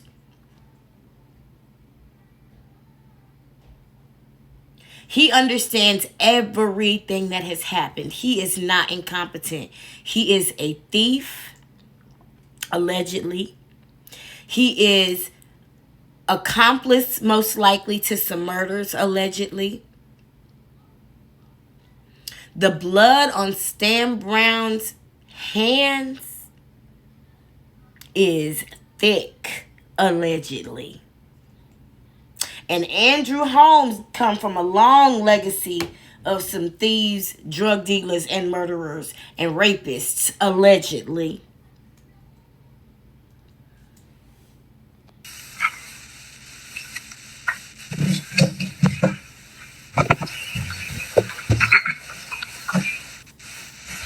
I'd like to read the bills for December 31st, 2023. The corporate payment register, $3,856,209.30. Water fund register, $1,790,488.84. American Rescue Plan, $2,039.99. Total corporate payments, $5,648,738.13. Y'all heard that number? 5 million and something. Now, we saw a meeting earlier today that I still have the notes from, where the corporate payments in the meeting from January 2019, December 2nd, 2019, when Trustee Jason House read those corporate bills, it was $1,482,000. $1,482,000. I didn't write it. I put the comments in the wrong place when I was listening. I was listening like Stan Brown. I should have just wrote 1.4 million because that's what I wanted to write. But I wanted to get it right. But we see here now, from 2019 to 2024, we see a difference of about $4 million. $4 million. And this hoe want to say it ain't no deficit. For months and months in a lime green suit, it ain't no deficit. Going to Las Vegas, it ain't no deficit. Covering up for rapists, it ain't no deficit. Wearing Cartier bracelets, it ain't no deficit. Getting her teeth fixed, it ain't no deficit. Showing up with new titties, it ain't no deficit. Oh, this is before the whole nigger rigged players ball on the ice with no ice. Love on the ice with no ice. Under the Jerry curl caps in the moon. Where they were serving people with paper plates. That's how you know it was a motherfucking deficit. They didn't even have proper catering for people. They serving these motherfuckers fruit plates. Goddamn, I'm an adult. You better not take me no more for valid. Listen very closely. I love you to pieces. You better not take me nowhere for Valentine's Day where they serving me a fucking fruit plate unless we at the melting pot. And I could dip that shit in some chocolate or melted marshmallow or some shit. That's the only way we playing with some cut up fruit. What is this, day camp? But do you hear the difference in that number? It's staggering. I mean, imagine that your income went from $5 million a year to $1.4 million a year. Don't it make your arm hurt just to think about it? Okay, now think about it the other way. Imagine your children went from spending $1.4 million a year to $5 million a year on some bullshit. That's crazy to me. We've already established that children are dead. They're a liability. They're not a great business decision. But if it comes to be this bad, it's time to put them back in the cooch. Tiffany Henry and her administration and Stan Brown and Andrew Holmes.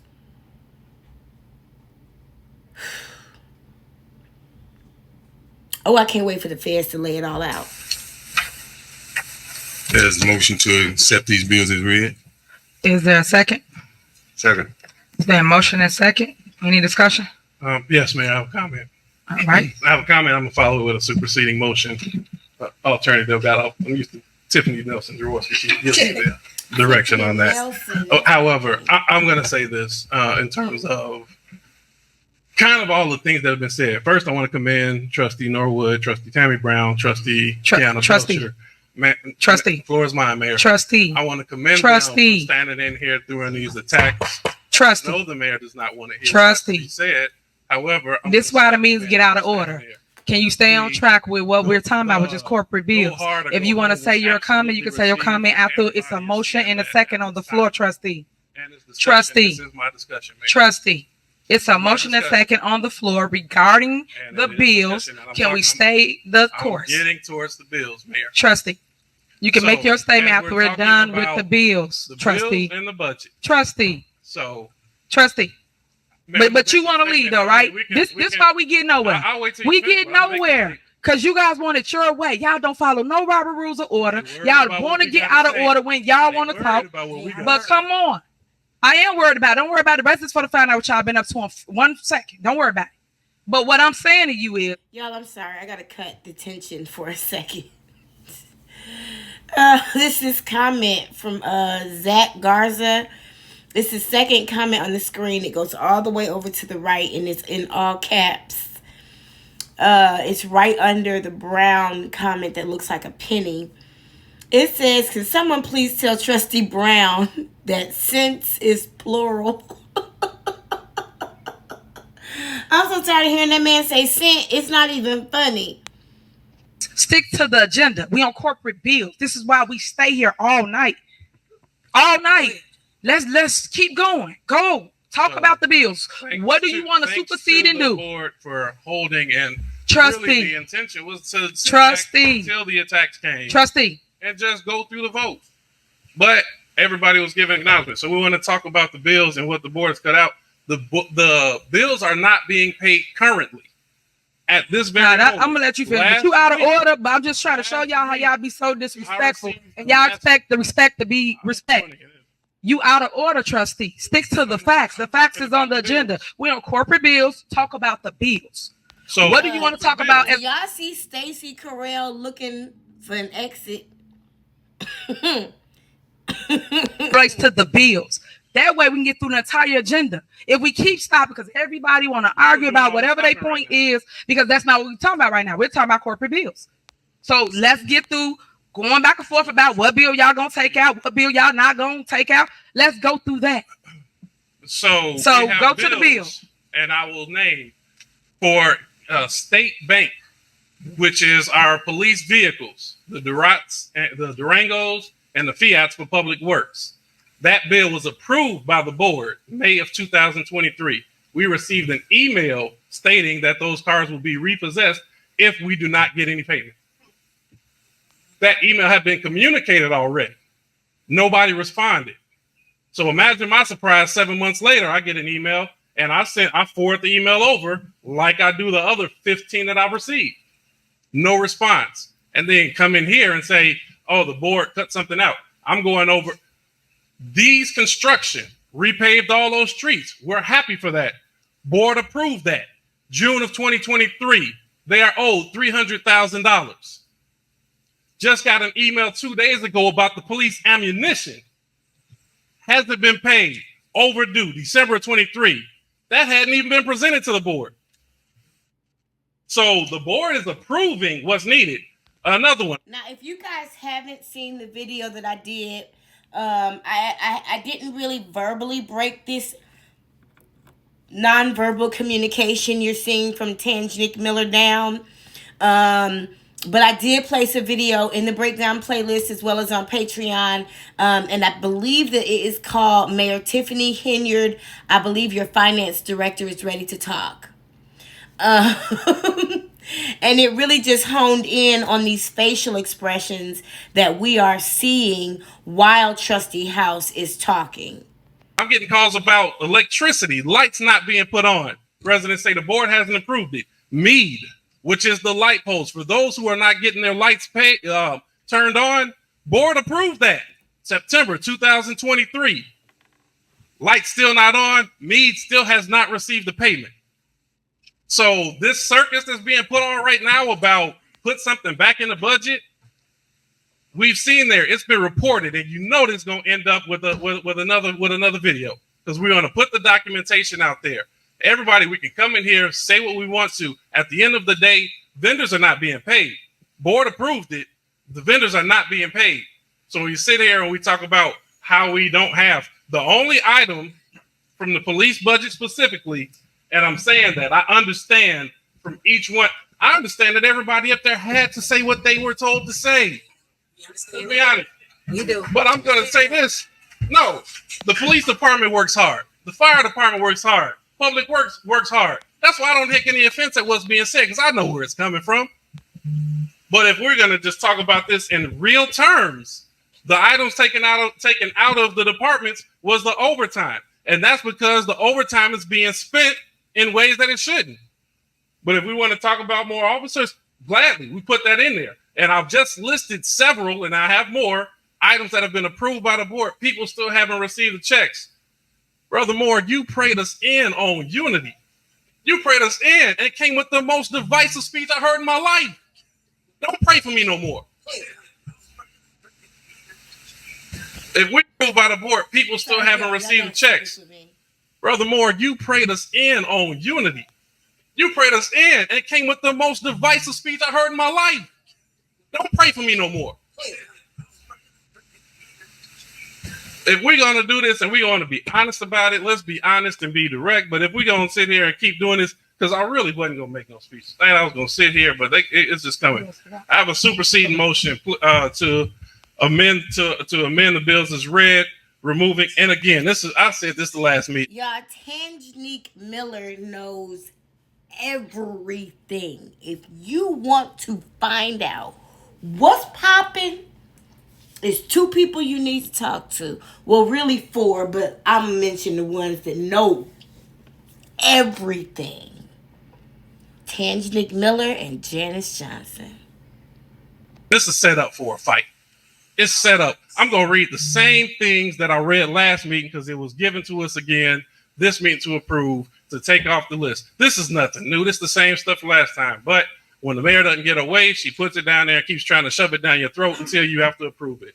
Amended motion, please remove the following items. On page 2, Aurelio's Pizza, $131.63. Page 2, Best Western Plus, $300.18. Page 2, Chicago Midway Airport, $200. Page 3, Cooper's Hawk. Can't go without Cooper's Hawk. $557. That's not me. That's not me. That's the video. Come on back, video. It's Friday night. It done got busy. $7.68. Page 3, Dollar Tree, $145.32. Page 3, Food for Less, $107.99. Page 4, Irie Jerk Hut, $1,356.22. Page 4, Italian Fiesta, $113.59. Page 4, JJ Fish and Chicken, $68. Page 5, Johnny T's, Bistro and Blues. Didn't know we had one of those in Illinois. It's $90.30. Page 5, Kirk's Barbecue, $676. For the record, Johnny T's Bistro and Blues, I believe that is in Alabama. When I did my research on that place, I believe it's in Alabama. So she ate there when she went to the Selma trip, but half the shit from the Selma, Alabama trip when she went to go walk with the niggas across the bridge for the 50th anniversary of Black people achieving absolutely nothing. She built some of that trip to Thornton Township and some of it to Village of Dolton. It's just a very confusing thing. That's why she didn't want to answer Trustee Belcher's questions about, when you went, did you go as the mayor of Dolton or the supervisor of Thornton? $76. Page 5, Potbelly Sandwich, $126.57. Page 6, Ruby Soul Food, $674. Page 6, Sophia Tomato. That's why I think Stacy and I speculate that the tree cutting services are supplying drugs to the Public Works Department through Stacy Carell and DeMarcus.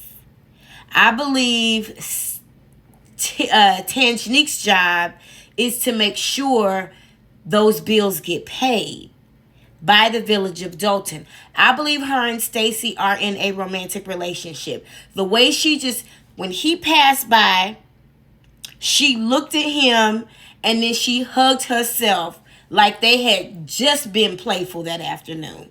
Okay, ladies, you know the flashback. I do believe that they are in some sort of a romantic cahoots. And I do believe that her job is to make sure the bills get paid so the dope can continue to flow.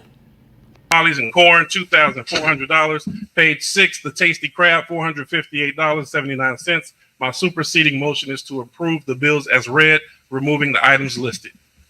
All right. So now that you made your motion, now we're going to let people respond. You guys need to. Now y'all know she gonna talk for a very long time, right? And y'all know this is where she gonna go ahead and say because they black, they not supposed to say nothing to her. Y'all wanna watch it?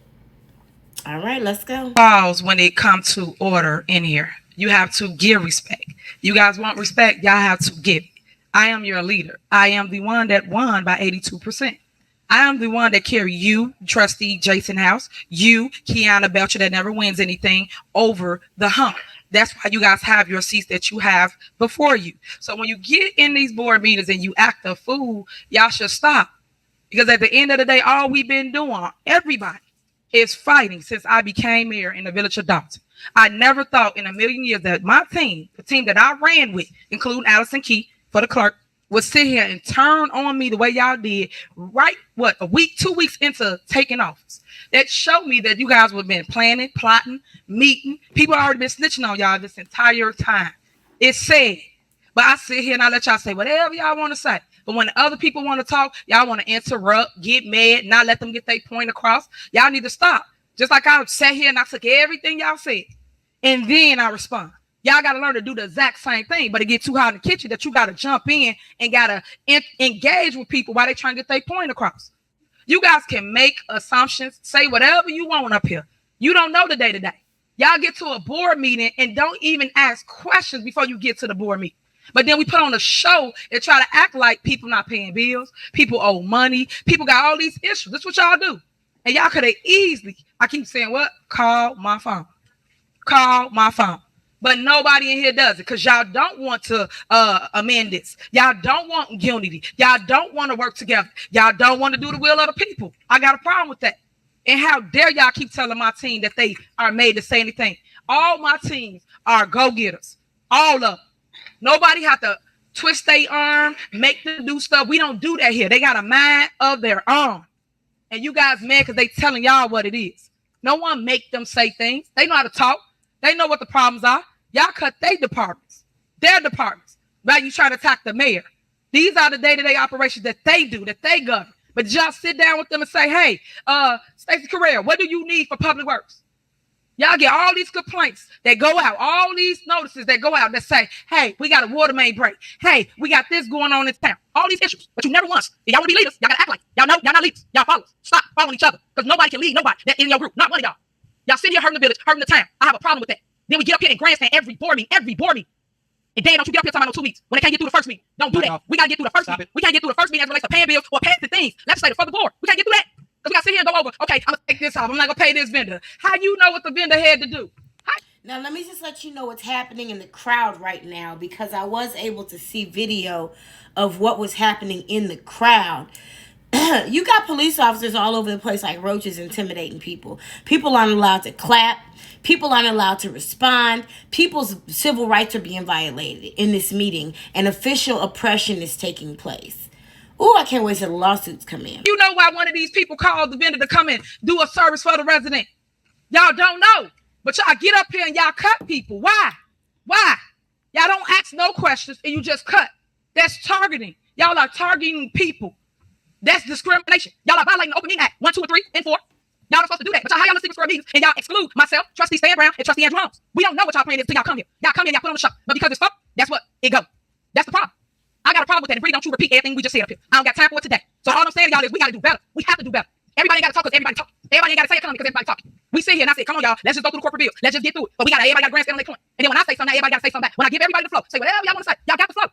You don't got to respond after me. Y'all forget I am the leader. They want to hear from the mayor. If y'all ain't learned that yet, the mayor, not the trustees that don't do nothing, that only run their mouth. Y'all don't do no work, no work. That's my issue up here. So everybody that made a statement that said all they do is work. That's all they do is work. Anybody that know me, I am a workaholic. We work nonstop. We in this village till 9 o'clock at night when y'all sleep, when y'all at the bars. Y'all. I just got excited while I stepped away to stretch. I just got excited because it is Easter weekend. And y'all know what that means. That means our stocks are going to make so much money this weekend. Yay, consumers. Go out and spend a whole bunch of money. Thank you. I'm sick and tired of y'all not doing y'all job. Name one order that y'all did that benefited the people. One. Y'all can't name one, right? Because every order y'all ever made was beneficial to you guys as trustees, to y'all attorneys, to y'all. But nothing for the people. But everything we do for the people. But we under attack. We get scrutinized in the media. For what? Loving on the people? Showing them that they matter to us? We going through the fires for y'all. We. Us. Me and my administration. So don't y'all ever talk to them like that. Don't y'all ever tell them that they was told what to say. Because they don't. They got mad at themselves. And they all educated up here. All of them got degrees. Stop it. Stop with the disrespect. We going to end that right now. Stop. We elected. Not them. So don't bring them in our... I'm not sure they all have degrees.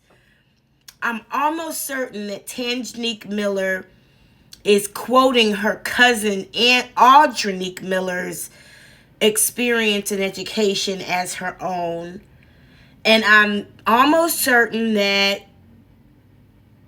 Tiffany Henyard also did not graduate from Robert Morris University. I can't even find anywhere where they say what year. These people. Fight because you guys got to bicker with me. When y'all want to fight, I told you. You meet me at the polls. That's it. All this right here, this ain't what we're supposed to do. Because at the end of the day, we're supposed to make sure we what? Take care of the business for the village. So the village runs smooth. So we ain't got no issues. But y'all wasteful spending. Spending money left and right. But y'all ain't telling the people that though, right? Y'all ain't telling people none of that, right? Quiet. It's a shame that it's a joke. It's a shame that you get up here, y'all grandstand, and ain't developing nothing. Nothing. While we study trying to grow the village. Make the village move forward. We need support, trustees. We don't need trustees that's not going to do the work of the people. That's what I'm asking you guys for. And if you don't want to call me, call Keith. You want to call Keith? Call the lawyer. But y'all not going to do that. And that's what I'm tired of. We got to sit here and do these speeches every board meeting, be here to 10, 11 o'clock at night. Ain't even got to the gym. Because everybody want to say little sideways stuff, and now we got to sit trying to remember what y'all saying and then say something back. Just to tell the residents to show them that we are doing what's right. Because y'all got false narratives out there. Y'all should be ashamed of yourselves. Y'all black. Y'all are black. And y'all sitting up here beating and attacking on a black woman that's in power. Y'all should be ashamed of yourselves. All the stuff that y'all did to get people to come to our community, to just diss and down our community. Shame on y'all. Because when I want to attack and take any of y'all seats, I run. I run for the seat. I don't do smear campaigns. I don't do all this mess. It's nonsense. Because at the end of the day, we still gotta live in this village. Oh, well, y'all don't live in the village, but we still gotta live in the village. Y'all got prostitute rings. Y'all got car rings on y'all block. Stolen dogs on your block. Brittany Norwood, 2 doors from you. You don't even know it. Come on. But you live here. Y'all stuck with the nonsense. So y'all do pay to play. But yeah, y'all point fingers at other people. Stop. I'm sick of it. Trustee House. You been picked up out of bed, right? FBI got you at the US Bank building. So if you listen fast, you heard her say, y'all don't even live in the village. Y'all got prostitutes and dog rings on your block. Brittany, you got a prostitution ring down the street from you. You didn't even know it. Prior to this meeting, she said Brittany Norwood had high grass that was violating village ordinance. So does she live in the village or not? I don't understand. Like, you can't in one breath say a person don't live there and then in another breath say they got shit going on that violates the village. Come on, Tiffany, you got to keep up with your own lies. They can't see your computer and everything, right? But you won't tell the people that. Y'all don't tell people nothing, but yeah, y'all point the finger. Don't get me started. And that'll be the second time she told that lie about Trustee Jason House's computer getting seized by the FBI, based on the explanation I heard him give to, I believe it was Nate the lawyer, but I can't remember exactly. Please forgive me. I'm still waiting for that Roland Martin interview to come out with Trustee Jason House. But based on what I remember him saying, he had a prior superior, I believe it was a guy that he worked for at the bank, who had gone through a situation where his house was raided, his laptop was seized, some shit like that. And I guess Tiffany Henry caught wind of it and decided to put it on Jason House, which doesn't make any sense because it didn't happen. She did that in 2022 and in 2024. Like, that's how you know she lies a lot, because she can't even remember her lies. Trustee Belcher, you and your friend, you and your boss right here. Everybody want to come muscle me, and they mad because I won't go. I'm tired of it. Stop with the mess. It's time out for that. Told you want to see you run. You run for it. But don't put lies on our community. Don't put lies on my name. When all I've been doing is working. But what y'all got to say about what y'all been doing? Stop. I'm tired of it. I don't attack y'all like that. I don't think about y'all. Because when I'm done with today, we go back to work. But yet y'all trying to sit here and figure out what I'm going to do next. Okay, let me call the news. All right, let me make another post. Let me do this. It's sad. And y'all talking about people laughing at us. You ain't laughing at us. You think it's just... Yeah, I'm cutting all into her. There's no way in hell I'm going to let her sit here and talk all that time and then give her notes. Now, we remember when we saw a meeting earlier today that she had a little battle with Riley Rogers, and he barely gave her any attention. The entire corporate bills conversation lasted 11 minutes. How long has this woman been talking? This is her response to the discussion of the corporate bills. You know, us, a group, a team, the board of trustees included, us, we. Wake up. Stop falling blind. I keep telling y'all that. Educate yourself. Learn. Learn. But y'all won't. Everybody want to earn, but don't want to learn. Get a clue. Go ahead, Lacey. I just want to address something that the trustee house said in reference to the... So following her normal pattern, first of all, why is Lacey speaking right now? This isn't even a conversation a village department head should even have anything to say unless you're being asked a question. This is discussion amongst the trustees and the mayor regarding the corporate bills. Sit your ugly fat ass back and stay in your place. How about that? You have a hard time staying in your fucking place. Ooh, you gonna stay in your place in the jailhouse, though. They gonna take real good care of you. You gonna get everything you ever wished for. Email that you got, so you say as far as vehicles being repossessed, there are no dumb vehicles being repossessed. I know exactly who you're talking to. And guess what? It's been taken care of. I got a whole armory of ammunition with not a bill. So it's been taken care of. So I don't know where you're getting information from or who's emailing you, but I have no problem with sitting down with you and saying, guess what? This is what's going on. But you won't do it because, guess what? It's fact. So anytime you want to sit down with me to find out what's going on with the police department, trust me, I have no problem with it. I have no problem with it. But don't sit up here and say what's going on as far as I know without false narrative. That's all I'm saying. Well, thank you for that. I also emailed that to the finance director, village administrator. So this is the first update I've got. I'm sorry, y'all. You still got us listening fast. My bad. I was keeping up, too. See, here's a problem. This could have been taken repossessed. There are no dumb vehicles being repossessed. I know exactly who you're talking to. And guess what? It's been taken care of. I got a whole armory of ammunition with not a bill. So it's been taken care of. So I don't know where you're getting your information from or who's emailing you, but I have no... Well, where they getting their information from is the state bank who's emailing them about the $76,000 ACH that didn't go through and the check that Janice Johnson cut but never sent because the bill was approved in May 2023 by the board. That happened to be the same month that Andrew Holmes got a little touchy-feely with the wrong person. And the other one is the other place that they're getting information from. I actually read the letter from the ammunition company that recorded when the officer came and picked up the ammunition.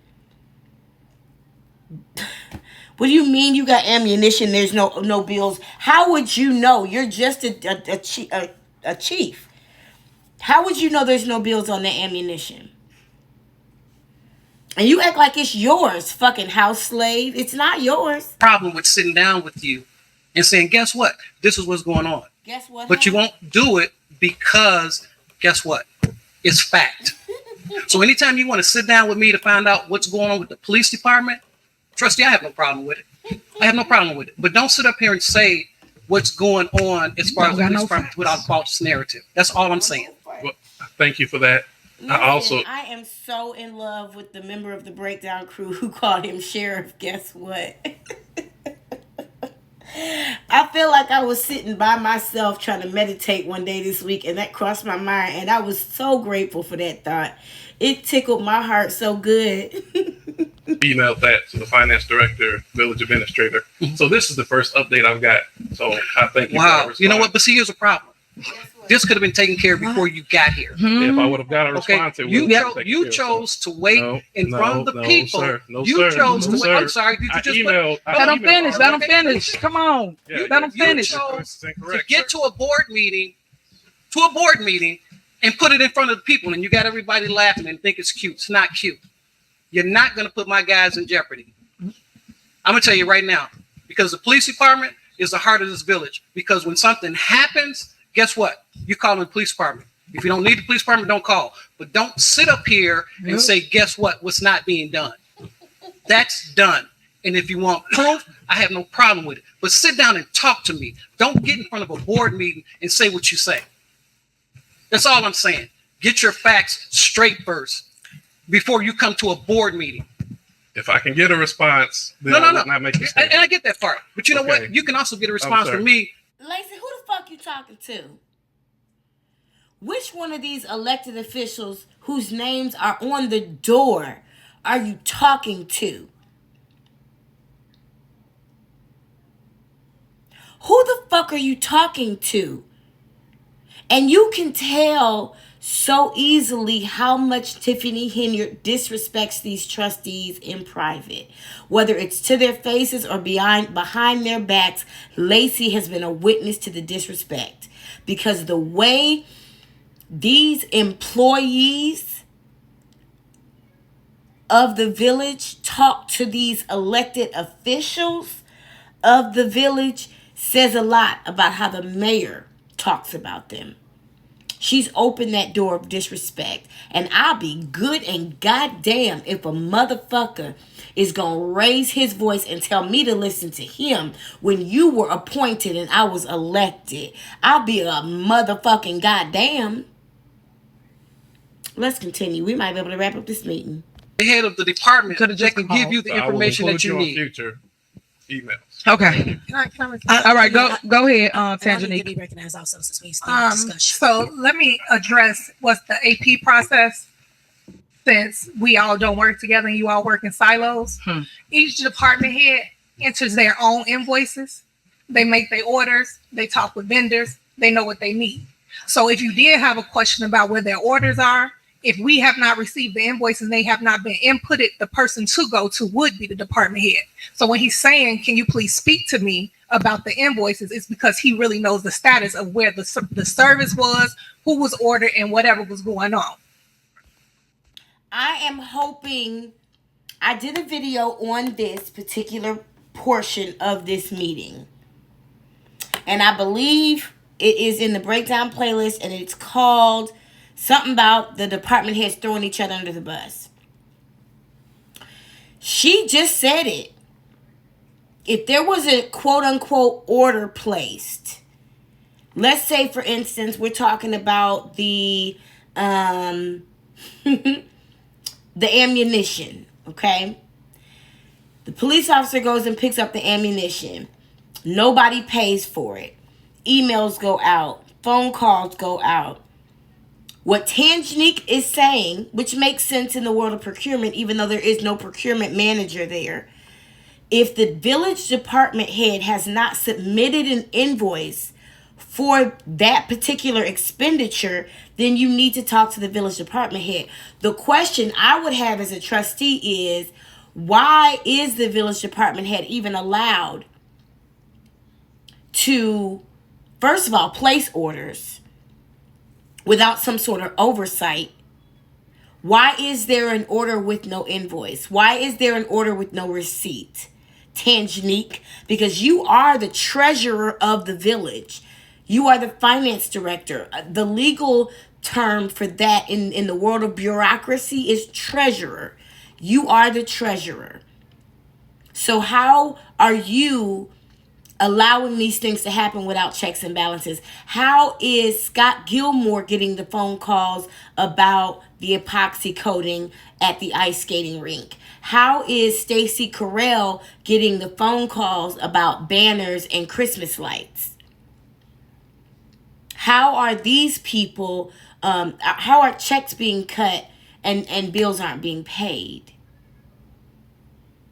So she just literally put it back on Lacey. Like, I don't have any authority over him to make him give me the documents that I need so that you can see that we're not stealing. I told you Tiffany Henyard wants it to be a culture where everybody steals and nobody talks about it. But the trustees ain't about that life. Yeah, go ahead. I'm not going to belabor the point, but I want to pray for those who despitefully use me and speak all manner of evil against me, so I will continue to pray. Can I just remind us, this is the discussion portion of corporate bills. Why are village managers speaking unless they're being asked a direct question? Why are village managers being given the floor to speak during a portion where they have absolutely no say-so? Don't nobody give a fuck what you think right now. It's time for these trustees to vote. For this village. And each one of you, if you can just ask yourself, have you ever come to me as a department head and asked me, what do I need? I can say, Clerk Key, every time she called, if she's honest, if she sent me the email, I'm going to answer that question.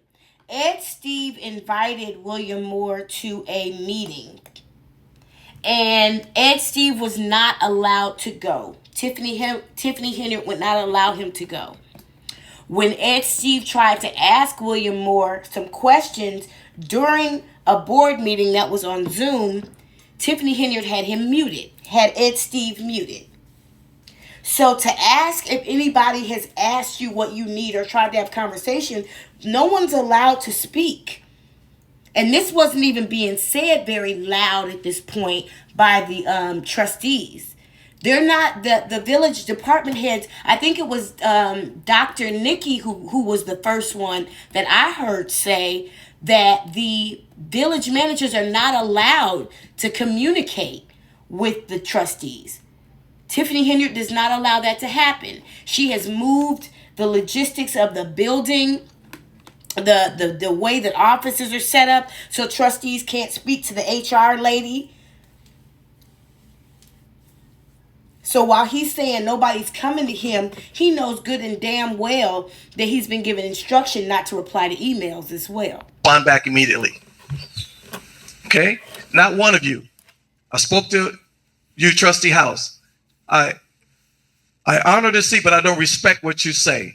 Because I spoke with you personally and I asked you, I said, Jason, maybe you don't like the way I do business or like the way the mayor do business, but can you tell me, we've said this face to face. I said, tell me one thing you've done since you've been here for 8 years. You said this out of your mouth, and I quote, I've done nothing because no one asked me to do it. Okay, you can refute that, but you and I had that conversation. And so just think about it. Tell the people what you've done. Okay, Trustee Belcher, Trustee House, Trustee Norwood, Trustee Tammy Brown, what have you done to help these people? Okay, maybe I've erred.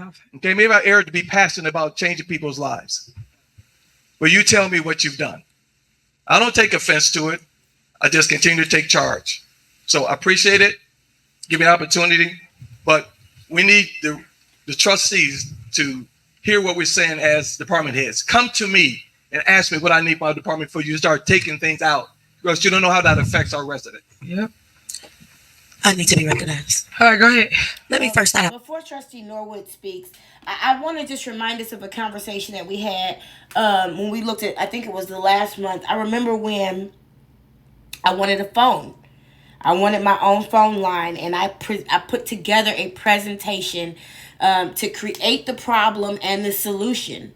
I was awarded with what I asked for, and what I learned from that situation was the importance of making sure that I had an amazing presentation.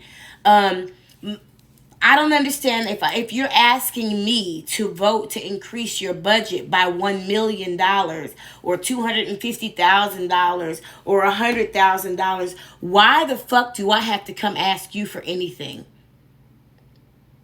Well, you need to talk to your mayor about why there is no committee of the whole meeting, or why the administrator and the finance director, aka the treasurer of the village, choose not to come to a finance meeting, so that this budget can be discussed ad nauseum. It's a game of intellectual dishonesty and ping pong that I see very clearly. You ask the trustees, what do they do for the people? They manage the finances and create laws for the village. That's what they're supposed to do. You think the trustees supposed to be out there passing out water?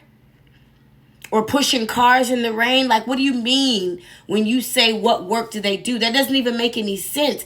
You aren't either. You've just been mind fucked into doing that stuff, William Moore.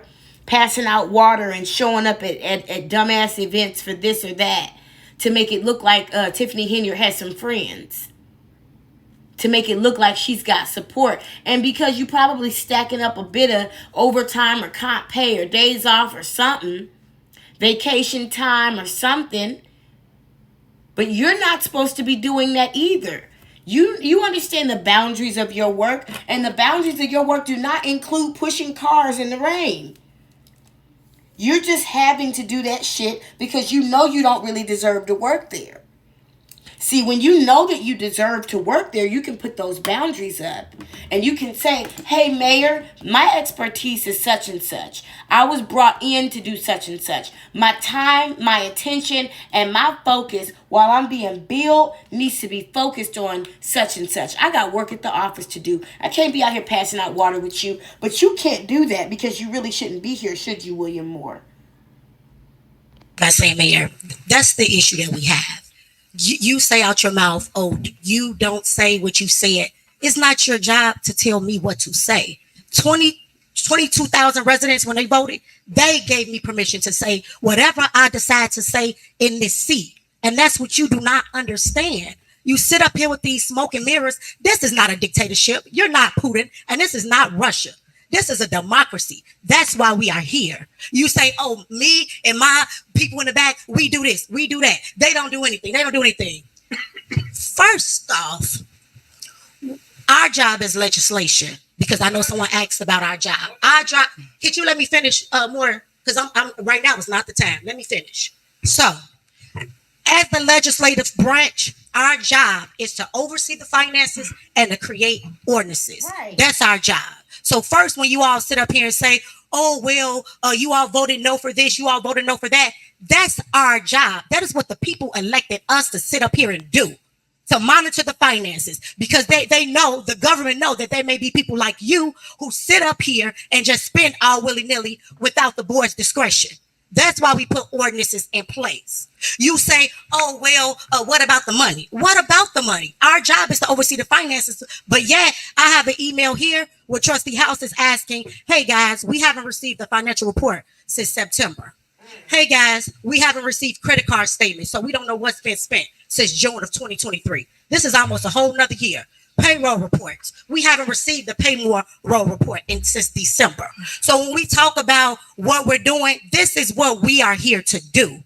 At the end of the day, when they say, oh, well, put this back in the budget, put that back in the budget. First off, they don't even follow the budget, because if they did, we wouldn't be $7 million in debt if they did. If we did, we would have the mayor spending an overtime of the whole entire $1 million.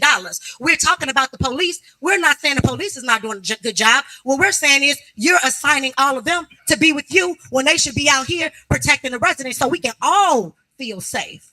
So you sit here and say, oh, well, we did give them the paperwork. Why would we be in court demanding to receive paperwork in which we receive? I need to understand. I'm sorry to interrupt you, Trustee Norwood. Please forgive me.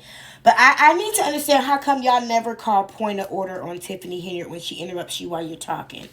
During this discussion time, you have the floor. So why are you having a battle with her saying false and shit like that while you're talking? Point of order, bitch. Shut the fuck up. Eric Mays would have got with her ass. Ooh, Eric Mays, I need you to rise up in that room like a motherfucker on Monday.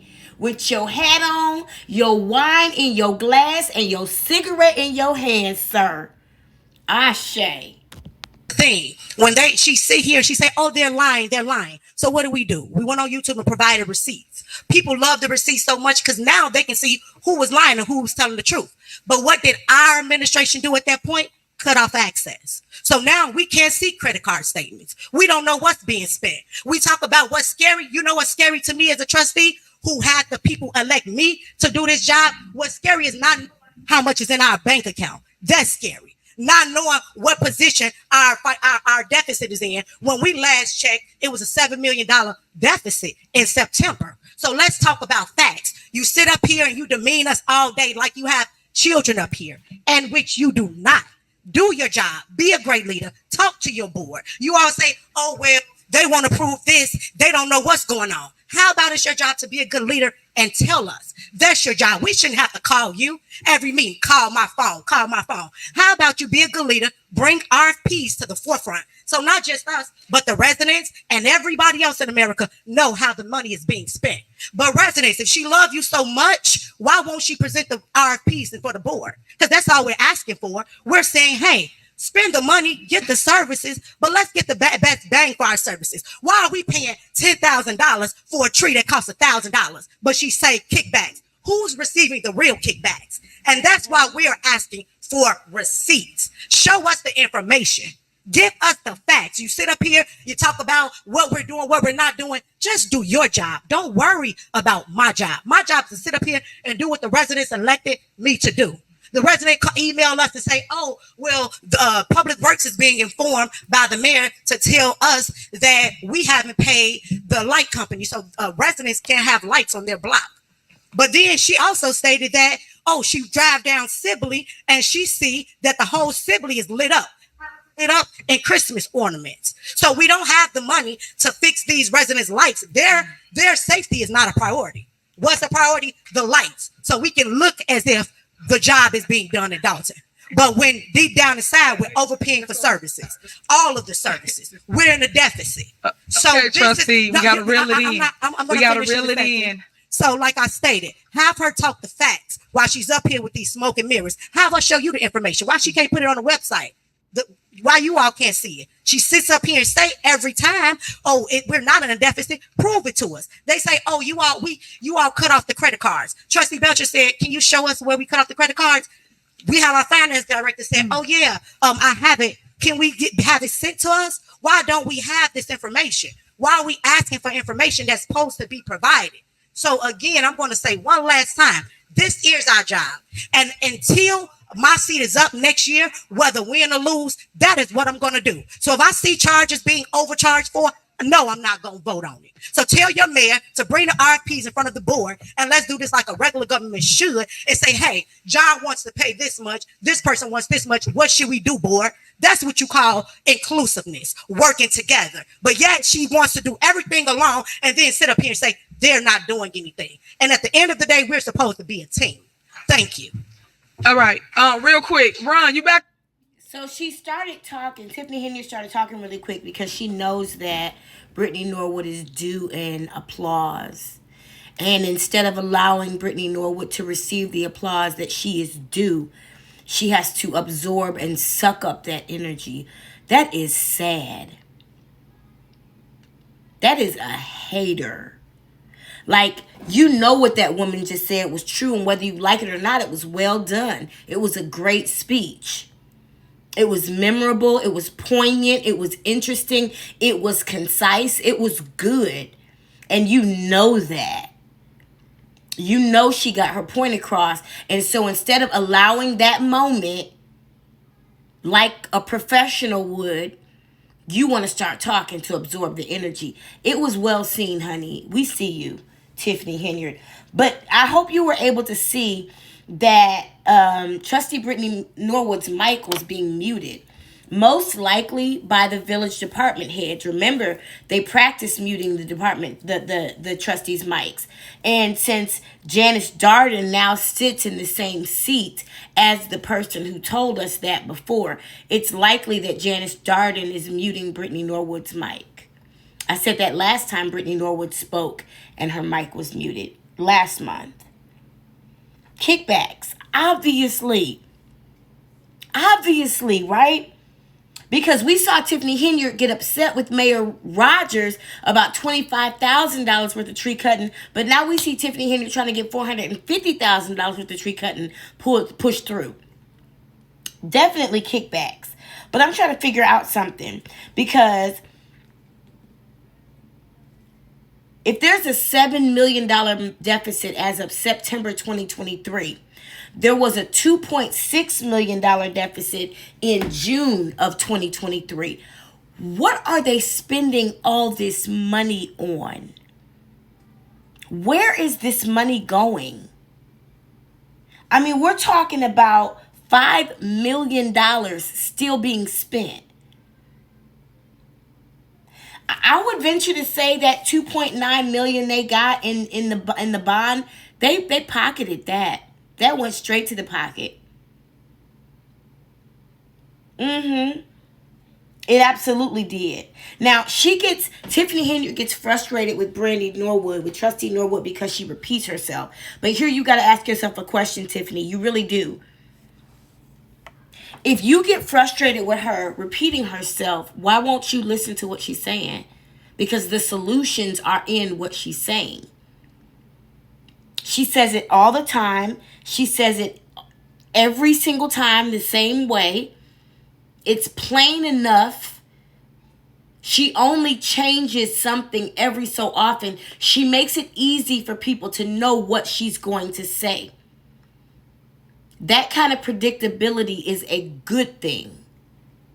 It's a good thing. You don't like it, Tiffany Henyard, because it doesn't support your vision.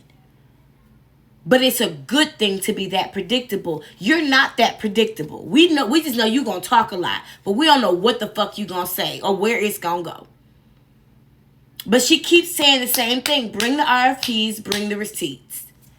RFPs and receipts. RFPs and receipts. RFPs and receipts. Receipts and RFPs. That is all we need. Okay? She's saying it over and over and over again. Man, I wrote so many songs about washing hands. I would have kids, when I would teach them how to say certain words, I would have them grab their tongues just so they could taste their fingers. So they could be like, ew. And I'd be like, okay, if your fingers don't taste very good, that means you need to wash your hands. And they still didn't listen and got that virus, honey. Sometimes I was called an arrogant American, because I wrote in my contracts that nannies had to wash their hands amongst the shift. Before you cook, after you scratch your ass, after you dig in your nose, after you sneeze, after you use the bathroom, bitch. Go wash your motherfucking hands. I was called an arrogant American. And then that virus hit. Sometimes people just ain't gonna listen when you keep it, and it be these arrogant motherfuckers like Tiffany Henyard, who, if you just listen, if you really want to do right, you got somebody in front of you telling you what to do, and you won't do it. You just refuse. That's an obvious you stealing. Now, when we talked about those Christmas lights that she saw on Sibley, those Christmas lights, number one, cost $65,000. The ornament for the Christmas tree was $1,500. That Christmas tree was $50,000. What the fuck for? There are 20,000 people in that little raggedy ass town where the sun won't even shine. Why would you do something like that to those people?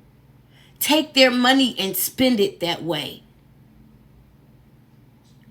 Christmas lights are only good between Thanksgiving and January 1st, and you spent somebody's entire household income, annual household income, on a few months of celebration. For what? For you? Because your mom and daddy could never do it for you. Some of us can give our kids a Christmas tree at home. We ain't hoping the mayor does it for us. You just want to get all the credit and all the glory. But here go the other part that's crazy. Why is Stacey Carell dodging the bills for the Christmas lights? Stacey, bring your hairline back up here. Why is he dodging the bills for the Christmas lights? The Christmas lights were ordered by Public Works. That's not a Public Works expenditure. Maybe special events. But $65,000 would definitely have to go through the board. There was never a RFP. There was never a conversation. It just happened to be part of the warrant list all of a sudden. And it only became super crystal clear when the vendor started reaching out to the trustees about it back in June. Let me let them continue so we can get out of here. Just stand up for me real quick. Stand up for me real quick. Stand up. I just need a yes or no. Do we do RFP and bids? Yes or no? Thank you.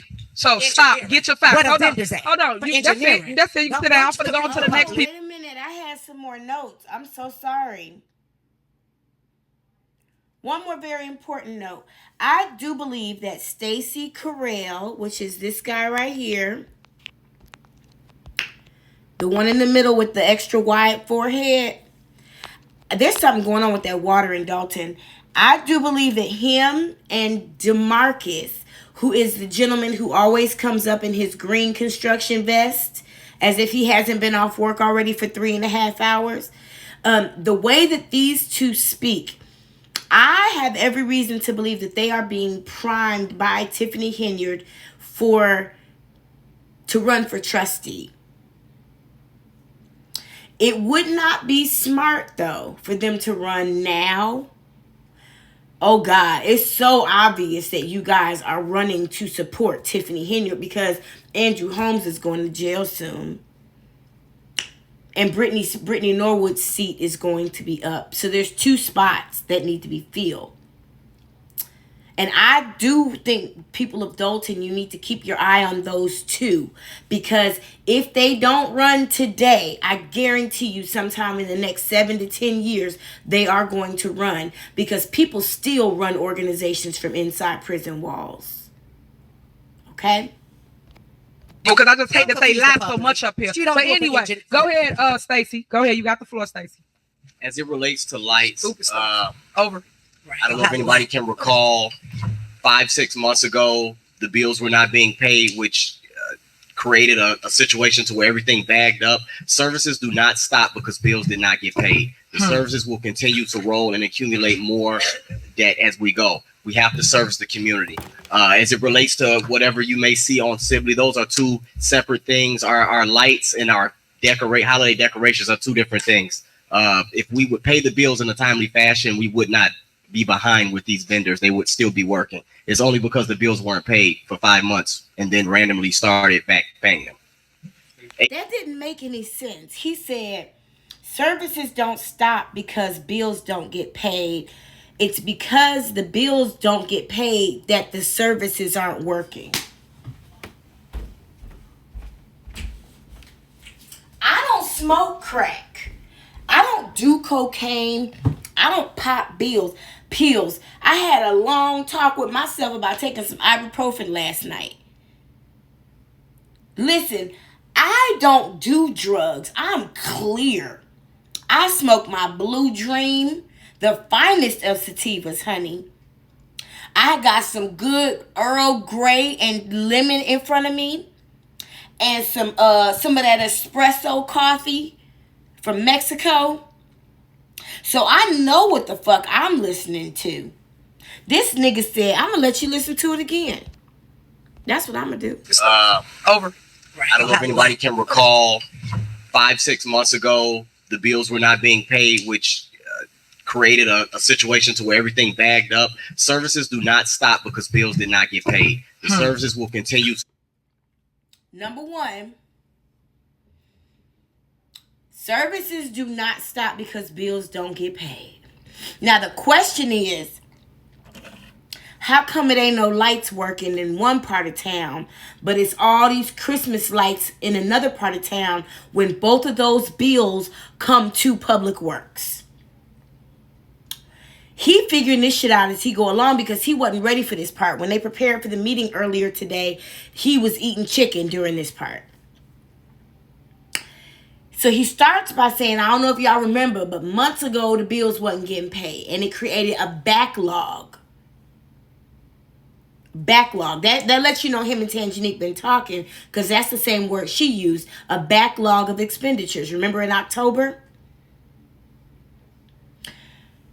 Services don't stop because bills don't get paid. That's what grow and accumulate more debt as we go. We have to service the community. As it relates to whatever you may see on Sibley, those are two separate things. Our lights and our holiday decorations are two different things. If we would pay the bills in a timely fashion, we would not be behind with these vendors. They would still be working. It's only because the bills weren't paid for 5 months and then randomly started back paying them. Did that make any sense? If we would pay the bills on time, then they'd still be working. But he said services don't stop when the bills don't get paid. The debt just piles up. That don't make no sense. I think he confused himself. I think he realized at some point that he didn't know what the fuck he was talking about. I think at some point he realized he was talking in circles.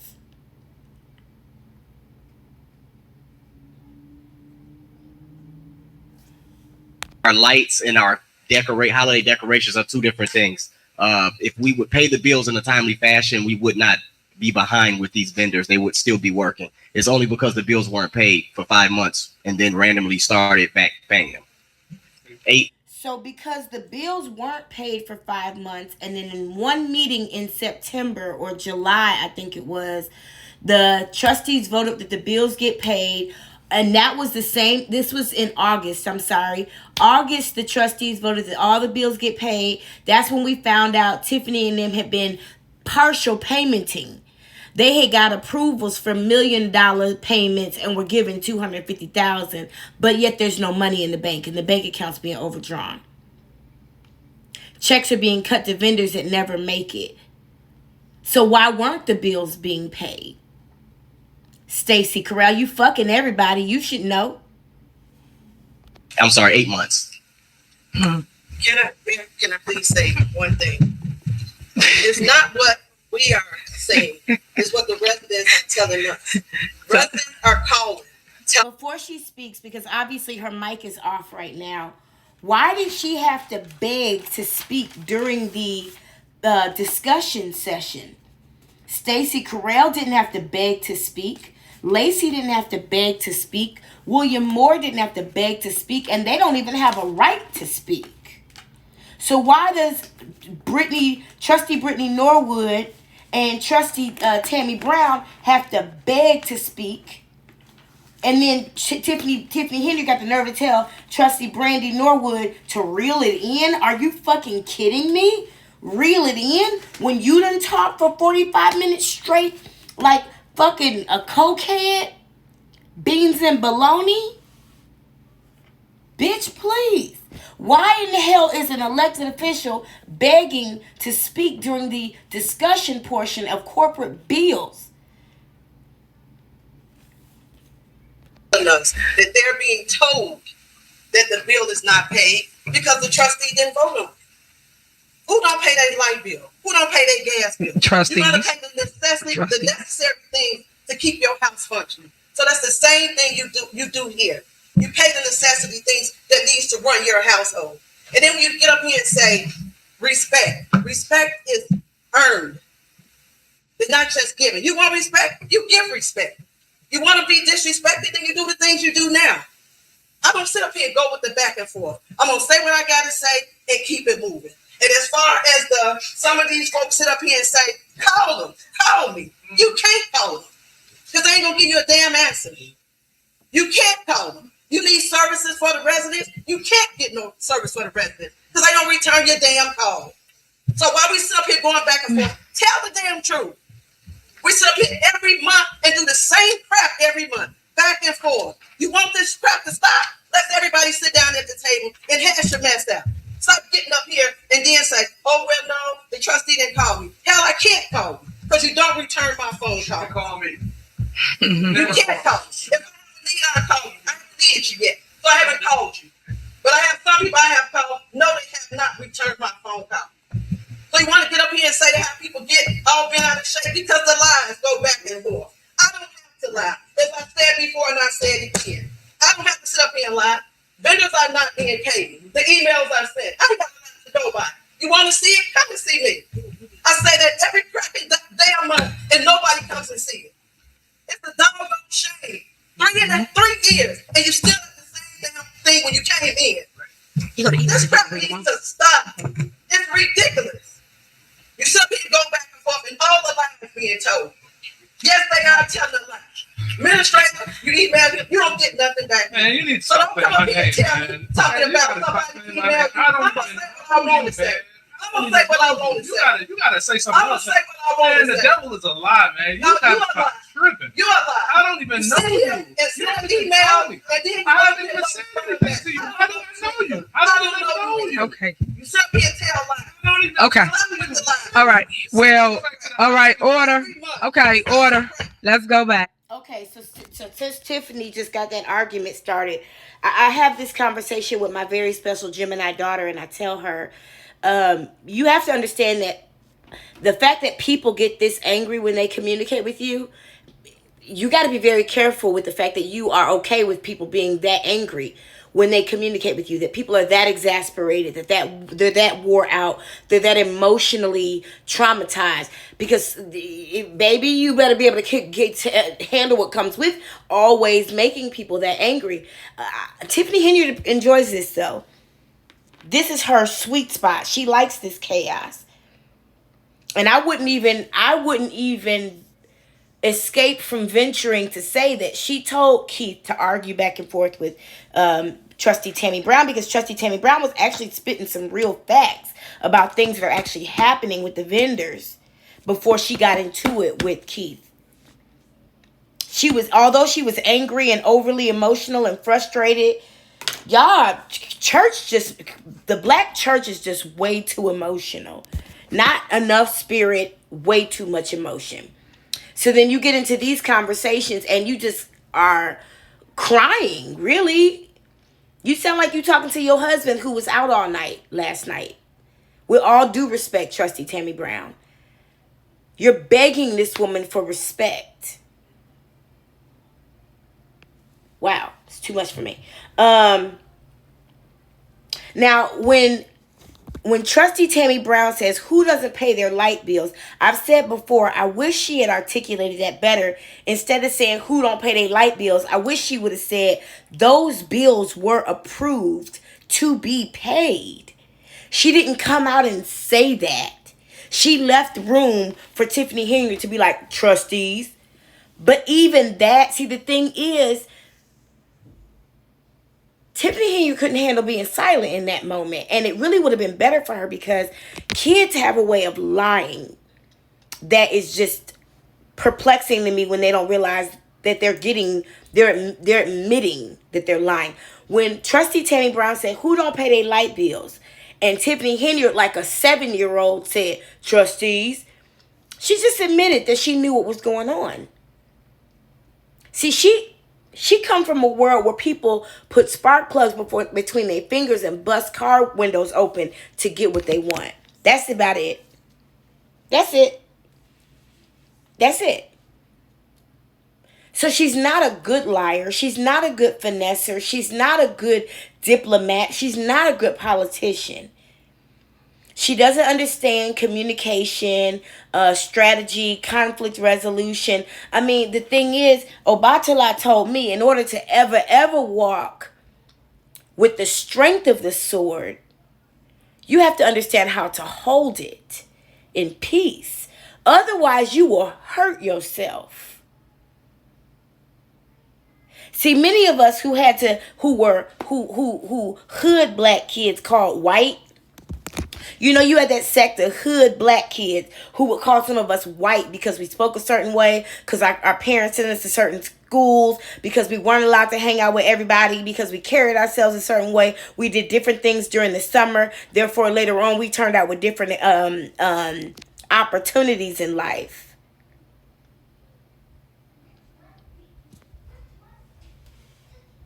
Tiffany Henyard has looked at all of that. Those of us who were said to be white, you know, she was one of the ones, ooh, you white. But let me tell you something about us. We learned how to code switch. We learned how to turn it on and turn it motherfucking off. We learned how to be and not be at the same time. And Tiffany Henyard could benefit from some of that learning. How to code switch. And for Keith Freeman to say he doesn't know Tammy Brown, but y'all been in the same capacity for 2 years? All right, I'm going to say this. It's amazing that everybody got so much to say that don't even read their emails. Tammy, trustee Tammy Brown, you said you don't even read your emails, so who told you to say all of that? But it's okay. So we're going to move on, and that's why I was trying to tell Trustee House when he started all this, to keep going and go on to the bills. But it is a motion on the floor. Is there a second? Is there a second? It's been so much. Clerk, could you tell us what we vote on? Second. All right, it's a motion and a second.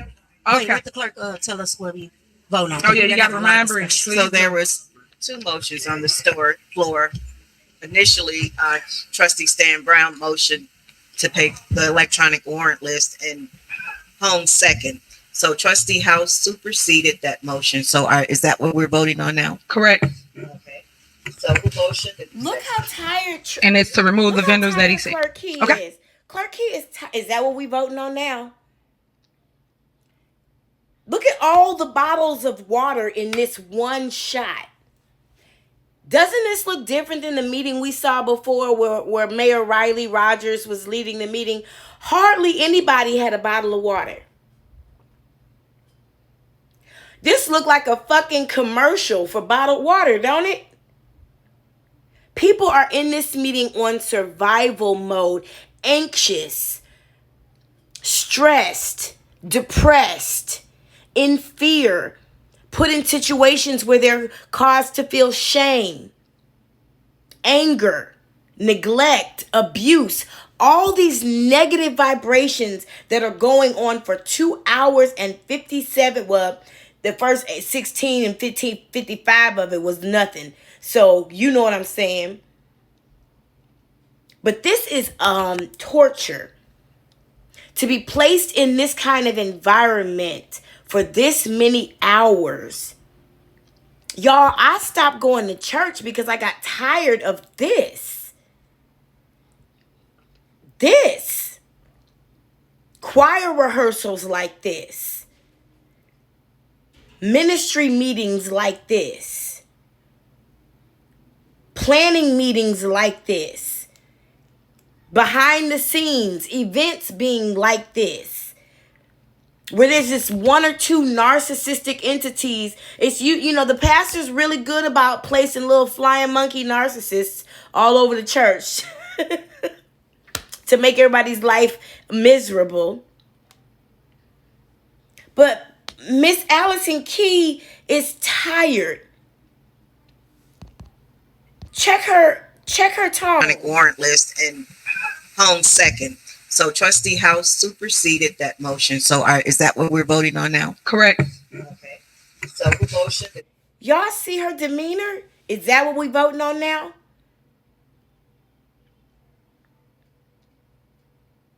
God. This is not normal. This is dysfunctional. There are so many times here, Tiffany Henyard, where you should have stepped down. You are a bad leader. Yes, you may be the leader, but you are not a good one. There is scripture that says that you can tell the value of a man by the countenance of his wife. Well, in this particular instance, you can tell the value of the leader by the countenance of the people around them. And these people are tired. I see now why Tangenique has lost her edges. She probably been going to work at 6 o'clock in the morning, leaving at 10, 11 o'clock at night. You calling her on the weekend in the middle of the night. You call Ed Steve at 10:30 at night like a fucking thirsty bitch.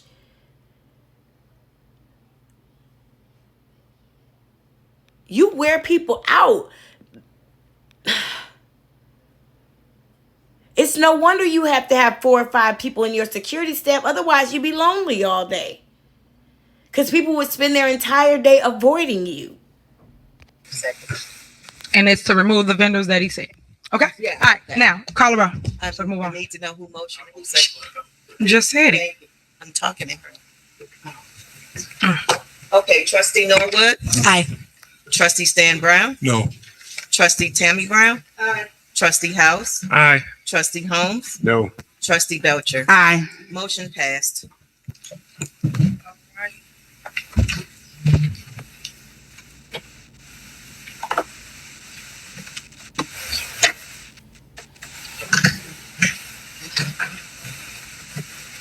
All right. Go ahead, Trustee Brown. Stan Brown. Okay.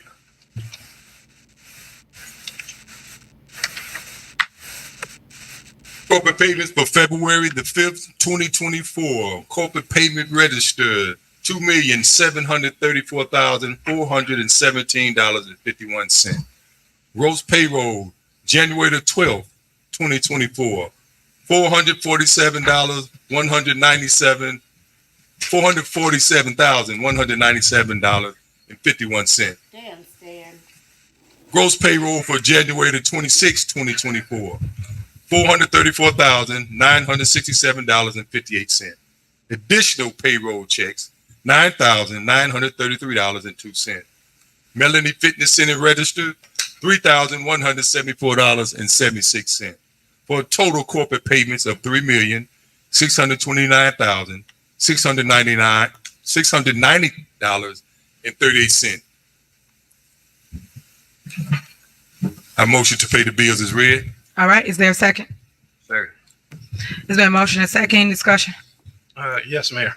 Okay. Go I ahead. have another superseding motion. Motion to pay the bills is read. Removing the following items: existing concrete on page 7, $14,123.03. 5-star page 8, $106,275. Page 9, John's Pro Trees, $155,000. Page 10, K&M Ventures, $183,950. Page 11, Lopez Lawn Maintenance, $10,050. Page 13, Pekarsky and Sons, $32,360. Page 14, Raul and Sons, $181,950. Page 17, White Coat Pool Solutions, $34,788.58. My superseding motion is to pay the bills as read, removing the items listed. All right. Is there a second? Let me talk about these items because I did get a chance this time to write them down in entirety. Sometimes I get a chance to hear some and reply to them. This time, this was a very interesting list of amendments because all of these companies had something in common. So we got Existing Concrete and 5-Star. Both of those are concrete companies. Why are there 2 concrete companies? Then we got K&M, John Pro Trees, and Pekarsky and Sons. All 3 of those are tree cutting companies. Now, earlier we watched a meeting where Tiffany Henry in 2019 asked the sitting mayor, is Pekarsky and Sons the only tree cutting company? And the mayor said yes. And at that time, Pekarsky and Sons was billing $25,000. Now you got K&M billing $450,000. John Pro Trees billing another $150,000. But Tiffany Henry ain't got no problem with that. But just 4 or 5 years ago, she was questioning the sitting mayor just about Pekarsky and Sons. Now there's 3 tree cutting companies plus 2 concrete companies. And then you got Lopez and Raul, both lawn care companies. Why are there 2 lawn care companies? And Raul's bill is $180,000. What the? That got to be some good cocaine. I'm in love with the cocoa. I'm telling you, they ain't get it for the low. You talking about $180,000 to cut lawns? Raul? And then Lopez? You got 2 lawn care companies, 3 tree cutting companies, and 2 concrete companies, and then White Coat Pools that wants $88,000 to clean the pool. That Tiffany Henyard wrote an ordinance in when she was the trustee that there will be no adult pool parties. So how is that ever going to make money? That's another place for her to have events. And her daughter's birthday party. That's why she's so hell-bent on the people learning how to swim. So her daughter can get some free swimming lessons instead of just signing her ass up at the Y and taking her like everybody else got to do. But we got 1, 2, 3, 4, 5, 6, 7, 8 companies right here that there is no rhyme or reason for why they're here. Let's continue. Second. Is there a motion? Second, any discussion? Okay, you see how you read all that into record and you named the items that it belonged to? I wish you would have done that same thing for the budget. When you read it. Somebody asked a very important question here in the chat. Shut up, Tiffany. Somebody said, who does lawn care in the winter? Why is there a $180,000 lawn care bill in February of 2024 when the ground has been ice cold since at least September, October? Shit, I got married in Michigan in April of 2009 and it snowed at my wedding in April. God damn. To record, you want to tell the public what it is that you was cutting. Just want to point that out. All right, call her up. Trustee Norwood? Aye. Trustee Stan Brown? No. Trustee Tammy Brown? Aye. Trustee House? Aye. Trustee Holmes? No. Trustee Belcher? Aye. Motion passed. All right, next. And when you hear Tammy Brown speaking right now, her audio is being picked up by Stan Brown's mic because they have muted Tammy Brown's mic already a long time ago. On agenda, new business. A motion to terminate contract of Odelson Stark, Here goes some more of that new old business about Odelson. Murphy, Frazier, and McGrath LTD as legislative counsel. Is there a motion?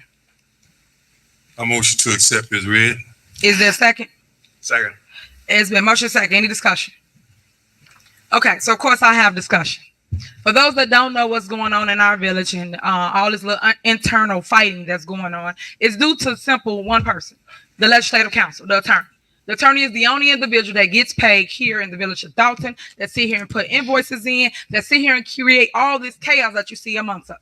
When I became your mayor, they decided to hire this legislative counsel, which is Bert Odelson, and he convinced them to divide and conquer. That's what the whole mess about. It's a power grab. It's a power play. Hey, do as I say. I don't want you to do nothing else but as I say. And that's what they wanted me to do. And I choose not to. So then that's when you see the fighting and us going back and forth. So let me take you down memory lane. Odelson. Whenever you see Bert Odelson, you see and you know there is chaos. Remember that. Prime example, Bert Odelson have divided several communities. One community, Dan Maywood, Mayor Booker, real close friend of mine. He had the same issue with Bert Odelson. Same person that's here dividing my board. Right? So we've already broken down these lies. Ooh. God, that woman is ugly. I don't even be looking for it. You got to understand, I was having a conversation with my daughter earlier and I was telling her, people are ugly for a reason. Like, there's a reason why people are ugly. It's not just an aesthetic thing. It's not. If you've ever exorcised demons out of anybody, and yes, that is a real thing. If you've ever been a part of the exorcism or the deliverance or the release or the manifestation of demonic possession of a person, you've seen these faces. I said I was in somebody's chat last night and I was like, she talks. Her mouth is crooked when she speaks. That's how full of lies she is. She don't even talk straight. Her mouth is fucking crooked. So that's, again, Why would you cut when you know we fund an increase on salaries for all three? And I contract way before me, and I just wish that you guys would communicate with people before making decisions, and you don't know how you're harming people. And then also the garbage, the trash, the homework disposal. We need our trash picked up. So I'm saying this again, guys. Can you put that back in because the residents need the garbage picked up. So I don't want any problems as it relates to getting garbage picked up by you guys taking. Now, didn't Stacy just say? Hold on, let me go back to it because I wrote it down. Stacy said, where is it? Services don't stop because bills don't get paid. And that budget reduction did not cut out homewood disposal, aka waste management. When that's their mafia name, right? Waste management. It wasn't cut. The increase was declined. Therefore, the same exact budget you had last year for waste management, because the same exact bill you had last year for waste management, you still have. What you don't have is more money to run around and play with. Out of the budget. So I want to just point those things out for that one veto. The next veto is on January 24th, 2024. There was another secret squirrel board meeting that the board of trustees had at a secret location. When they did that, I am vetoing all the things. One is they did approval of a settlement agreement for, of course, the legislative attorney, Oderson. I feel like I jumped back somewhere. Didn't we have this fucking conversation already? Oh, Jesus. What did my finger do? That's how much he fucking talked. God damn. Let me see if I can figure out what the fuck is going on. So we play this little game all we want. So residents be ready. Because when we don't get money to pay for public That's crazy. She talked so goddamn much. I didn't even know that we had skipped back to a whole different part of the video. service, it ain't on me. It's on the board of trustees. So what we gonna do? Are we paying? Are we gonna pass this tax levy so we can get our taxes? I'll restate my position in the board can vote. Of course, I didn't know you spoke for everybody. So do anybody else got an opinion? Hold on, trustee house. Do anybody else got an opinion of what they want to do? Trustees? This has already Trustees? been approved. Hold on. Do anybody else got an opinion? Trustees? Thank you. Trustees, do anybody else got an opinion? First. That's how we pay police. That's how we pay fire. So if y'all don't vote for that, we don't get no taxes. Do you hear me? We won't get no taxes. So we can play this little game all we want. So residents, be ready. Because when we don't get money to pay for public service, it ain't on me. It's on the board of trustees. So what we gonna do? Are we paying? Are we passing this tax levy so we can get our taxes? I'll restate my position and the board can vote. Of course, obviously. I didn't know you spoke for everybody. So This do anybody was, else got an opinion? Hold on, this is, trustee house. Do anybody else got an opinion of what they want to do? Trustees? This has already Trustees. been approved. and Hold on. So this is Hold just on. a repeat. Do trying to anybody else got an sneakily opinion? increase Trustees. Thank you. Trustees. Do anybody else got an opinion that's sitting down there? Y'all just listen to one person. I'm just saying. I'd like to give it to the village administrator and finance. There are 24 beverages up there.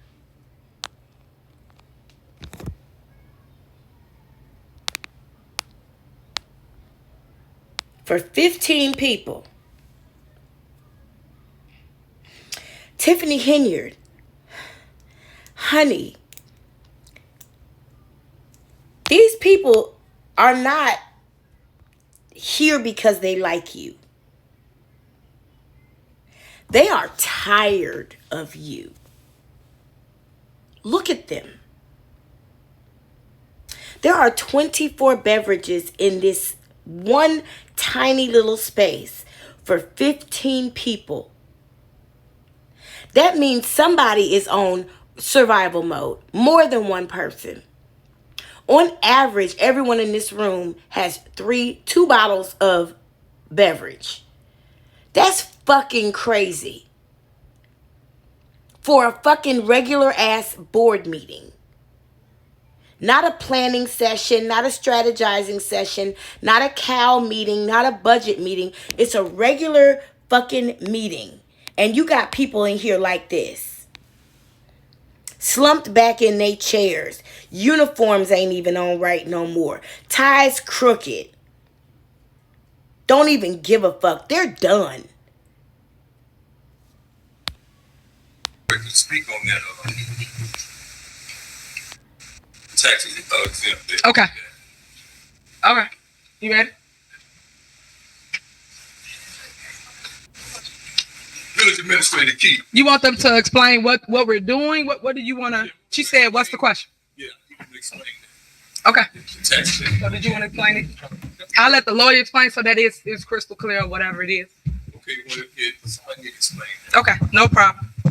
Because I don't know what trustee I was talking about. Do you want to, Administrator Freeman, can you take them through the history and then I'll explain from there?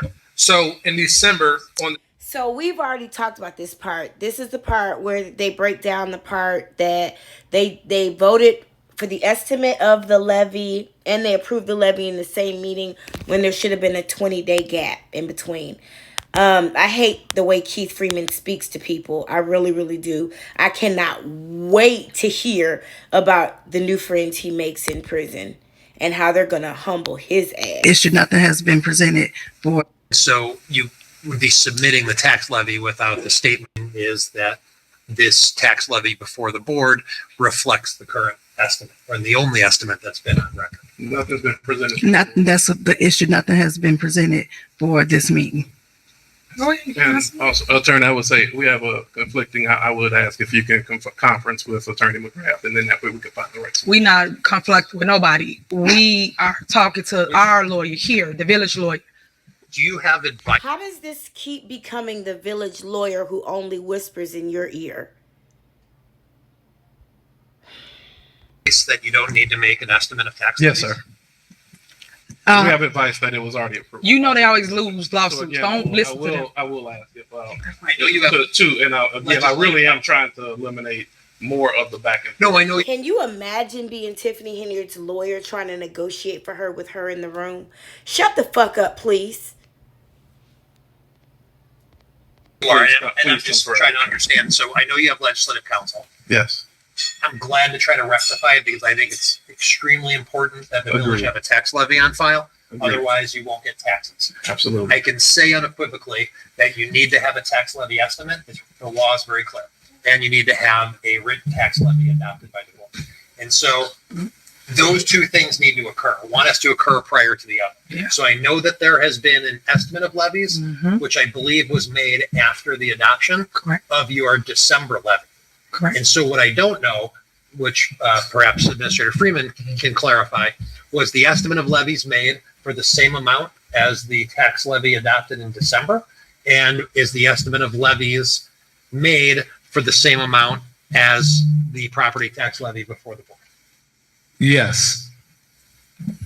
There's nothing that we have before the board right My now. understanding. At the last meeting, excuse me. Yes, sir. At the last meeting, we had an estimate of levies.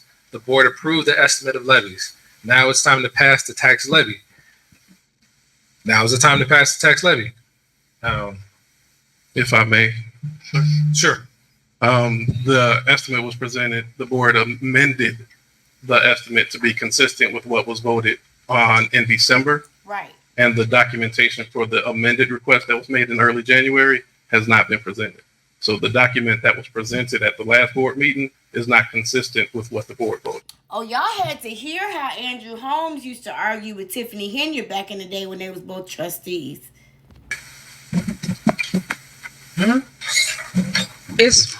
Mayor, Go ahead. we haven't received any documentation with regards to the estimates of what they came up with for their amendment at all from either the trustees or their legislative council. We haven't received anything. So I would again ask if Attorney Delgado can conference with Attorney McGrath and we can get this corrected the right way. The short answer is yes. It can't be true that he didn't receive them, because wasn't that in the last meeting when he said, who helped you with this? Where did you guys learn how to do this? Was it at day camp? Was this what you learned in college? And he held up a document that was emailed to him by Jason House in that moment. Keith, fucking goddamn Freeman, you goddamn liar. My concern is if you don't adopt the levy tonight, we're going to be that much more behind. Is there an amount? So the estimate of levies does not have to be exact as to the amount that is levied. Is there an amount that at least can be reflected on a tax levy that everybody Yes. agrees to, and then perhaps a supplemental levy after you guys work this out? My fear is if we end up in March, after the tax bills have been printed, the train will have left without the village of Dolton on board. So I appreciate that. Yes, if the levy presented mirrors the amount of the previous year, then the board will be, well, myself, I will be okay with voting towards that. So I again will say I will be okay with voting yes, conditioned that the property taxes are the same as the previous year. And if you're willing to conference with Attorney McGrath on the proper paperwork that should be done, I'm completely fine with that. Okay, so is the motion to have the taxes the same as the previous year, correct? Is that your motion, Trustee House? Yes, ma'am. See, what just happened was Tiffany and Keith tried to hoodwink them into voting and approving an escrow. I'm sorry, a levy, an estimated levy of $14 to $15 million when previously it was 11. They had that whole conversation before. She vetoed what they brought up. So Keith was trying to get them to approve what he presented at 15 million or 14 million. And that's why Jason House said, no, we had an amendment. And you thought we forget? Okay. Go back. What's the motion? To have the taxes be the same as the previous year. Is that correct? Okay. So that's what they're gonna get back with us. So we're just voting so we don't miss our taxes for March when the bills come out. So we made to pay the public works, fire, and police. Is there a second? See, Tiffany spent so much, her and Keith, because she told Keith it was his levy. When it was presented, she said, yo levy. Tiffany and Keith have spent so much time trying to steal from the village of Dolton through the trustees that they are now at the end of the line and have to go ahead and concede with this estimated levy.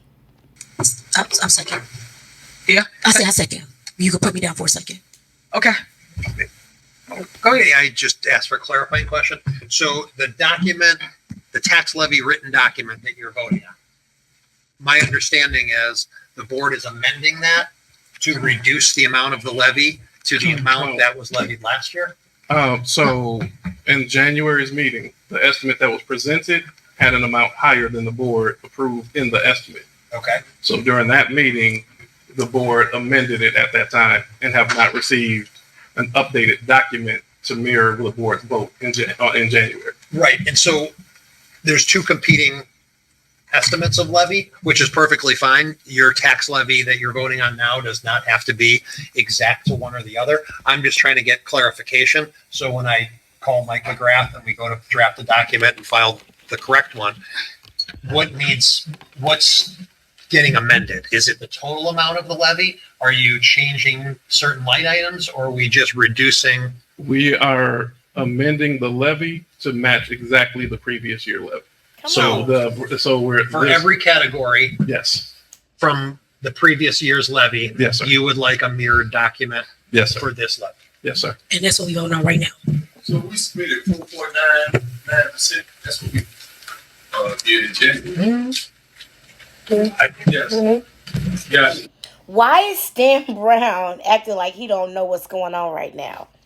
Stan Brown is well aware that the vote is to keep the levy at what it was last year, not to increase by 4.99%. Why was he looking forward to that new money? 4.99, right? Yes. Okay, so that's what I'm looking at for that. So I've been admitted to what. It was a meeting. Yeah, and during that meeting, it was amended as well. It was a 4-2 vote, but the prevailing vote was to mirror the previous year. Yep. And that's what we voting on now. So what was the previous year? 4.99. No, it wasn't. No, previous year was not 4.9. The previous year was not 4.99. It was a 0% increase that stayed at 11 million and some change. Niggas act like people don't remember. These people do this for a living. This ain't the only budget that Trustee Jason House has to manage. Oh, okay. So was that the one you voted for? It was 17%. Which one? I don't know. I'm confused. So, Attorney Delgado, are you understanding the direction that we're looking at there? Yes, but I think we're talking apple. And just to give this the play-by-play it deserves, Trustee Jason House was very smart right now not to go back and forth with Tiffany Henyard. He does a very Good job of that. A lot of times the reason why Trustee Kiana Belcher gets caught up in it is they get caught up in that catty girl shit. That catty, I'm going to out bitch you shit. That doesn't make sense to me in this setting, that we would even be trying to out bitch each other, because neither one of us are bitches. We are business women. That's why we are here. Therefore, we should not be trying to out bitch each other or out read each other. I ask questions and you answer them, and I don't speak until you finish. Because whatever you saying right now is on the record, baby. Go ahead. I do appreciate that Trustee Jason House just now demonstrated when she said, oh, was that the time y'all did 17%? There was no time when he ever voted for the taxes to increase by 17%. There has not been once. And he knows that. And he understands the deflection. They're really upset right now. Stan Brown, Keith Freeman, Tiffany Henyard, Tanjanique Miller, Janice Johnson. They are really kind of butthurt right now that the property taxes were not increased by 4.99% because Tiffany Henyard had sold them. They were going to get this extra money. This was coming in. They were going to clean up the deficit and still have some more money to play with before she get out of office. Now, they got to work for the same money they was making last year and barely work, because who knows what actually gets done there. If the village doors are currently locked, none of the bills are being paid, what the fuck are they actually doing all day? What are they doing all day? Except watching security cameras and YouTube. Percentage versus total amount of the levy. I think I was saying the same. You're talking about the total amount of the levy. Total correct? amount of the levy. You're not saying you want to mirror the increase from last levy. You're talking about the total amount of The the total levy. amount of the levy, correct. So, as I understand it, and I'm restating it just so I can get it for myself correctly, the proposed amount of the levy will be a 0% increase from last year's levy. Correct. And the levy that Trustee House is proposing would be a mirror image to last year, regardless of whatever the percentage increase was from last year to the year prior. It would just mirror that exact same amount. So if it was, and I'm making a number up because I don't have it, if it was a $26 million levy adopted last year, that's what the Trustee House is proposing to adopt this year with a 0% increase. That's right. There you go. Let's go note it now. Yeah, and nay. We need to try to get that March first. Yep. We're already late. We are already late by almost 2 months. Well, a month and a half. And so I am just nervous that the more late we are, the more detriment it causes to the residents and the more money in tax dollars we lose. And so my concern is that the administration and all members of the board come to an amount that they can agree to for purposes of a levy. And if there's more money that is needed at a later date, we could explore options for the village at that point. But I think continuing to kick the can down the road and decide, if I were to talk to legislative council, by the time we work it out and you could call a meeting, a number of weeks are going to go by. Look at what number to vote on. I don't have that. Administrator Freeman might have that. I just received my tax bill today. Do we have to state exactly what the number is? Can they amend it with the exact words So he can just we used? just vote for whatever the previous year was, fill in the blanks? It was 11 million and some change. Yes, but no one can find, just for clarity of the record, I feel more comfortable if someone said an amount that we were levying, so that when we create the document, I think we could certainly specify the motion that the vote is to adopt a total aggregate amount of a levy as was adopted last year. Right. But if we can't, can we take a minute and look to see if we can find what that amount is, just so we can state it for the record? What was that number, Jason? No, you can't look it up because Keith Freeman then turned off the Wi-Fi. What page is it on? What page? Just, I gotta look at previous, I gotta look back to my, sorry. I have a document right here that says that in 2020, the 2022 levy was $15,878,280. This is from our accounting firm, Kasperic, and this is from Cristiano Mirabali, November 15, 2022. So, are you okay with that? I'm going to say yes, assuming that's the same amount the previous year that was approved. Is there a record, clerk, of what the levy estimate was by the board a couple weeks ago? No, just from the recent, the amended motion on the levy estimate. Is there a record in your minutes of what that amount was?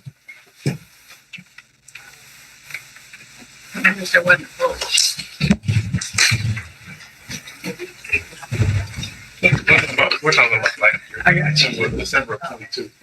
No, I'm talking about your amended motion in December of 23, where you said it was really mirrored. Oh, so you didn't pay the number. Understood. Are we okay with proceeding or? So you wanted to just be the 15 million, he said? See that? Yes. Okay.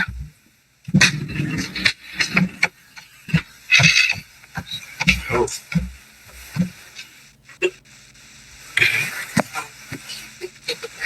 Yeah, we're waiting on the lawyer. Yeah, as soon as we done, we'll stick with it and move on.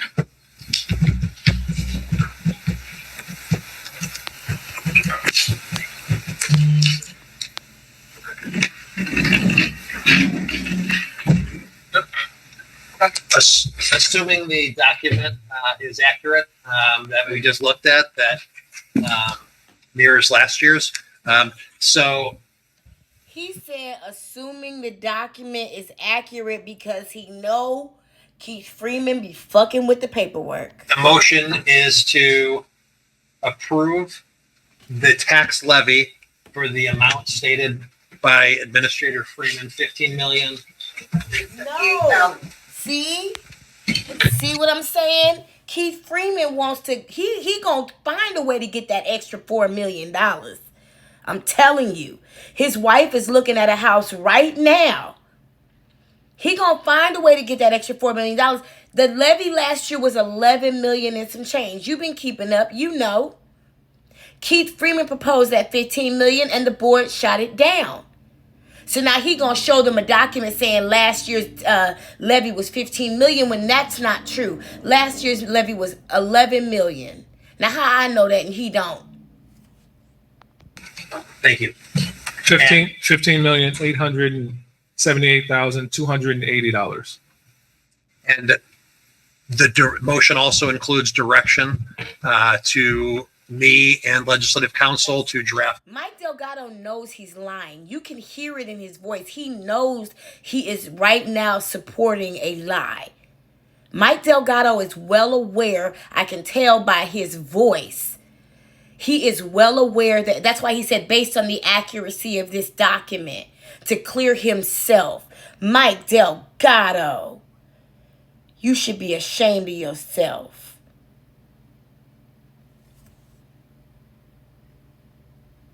The appropriate documents and have the tax levy filed. Why are we paying him? We're not paying him. You just draw it up and give it to him. We're not paying nobody else. They asking you for advice right now. They trying to take your advice. Why we? You see in the chat, they like verify these numbers. Somebody text Jason House to check the numbers. Cause that's a lie. 15 million. If I remember correctly, that's not true. It was 11 million. Paying him too. No. Okay. All right. It's been motion and second. Trustee House motioned it. Norwood seconded. Call roll. Trustee Norwood. Aye. Trustee Stan Brown. Yes. Trustee Tammy Brown. Aye. Trustee House. Aye. Trustee Holmes. Aye. Trustee Belcher. Aye. Motion passed.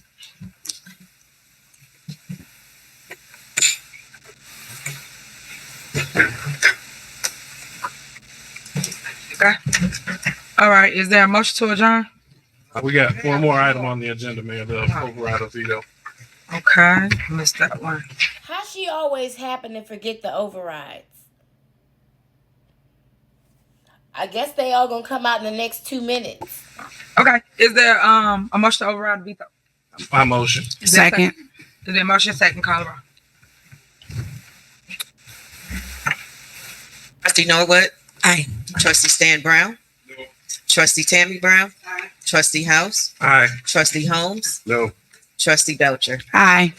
All right, is there a motion to adjourn? Motion. Second. Motion is second, please call the roll. Aye. Call the rolls.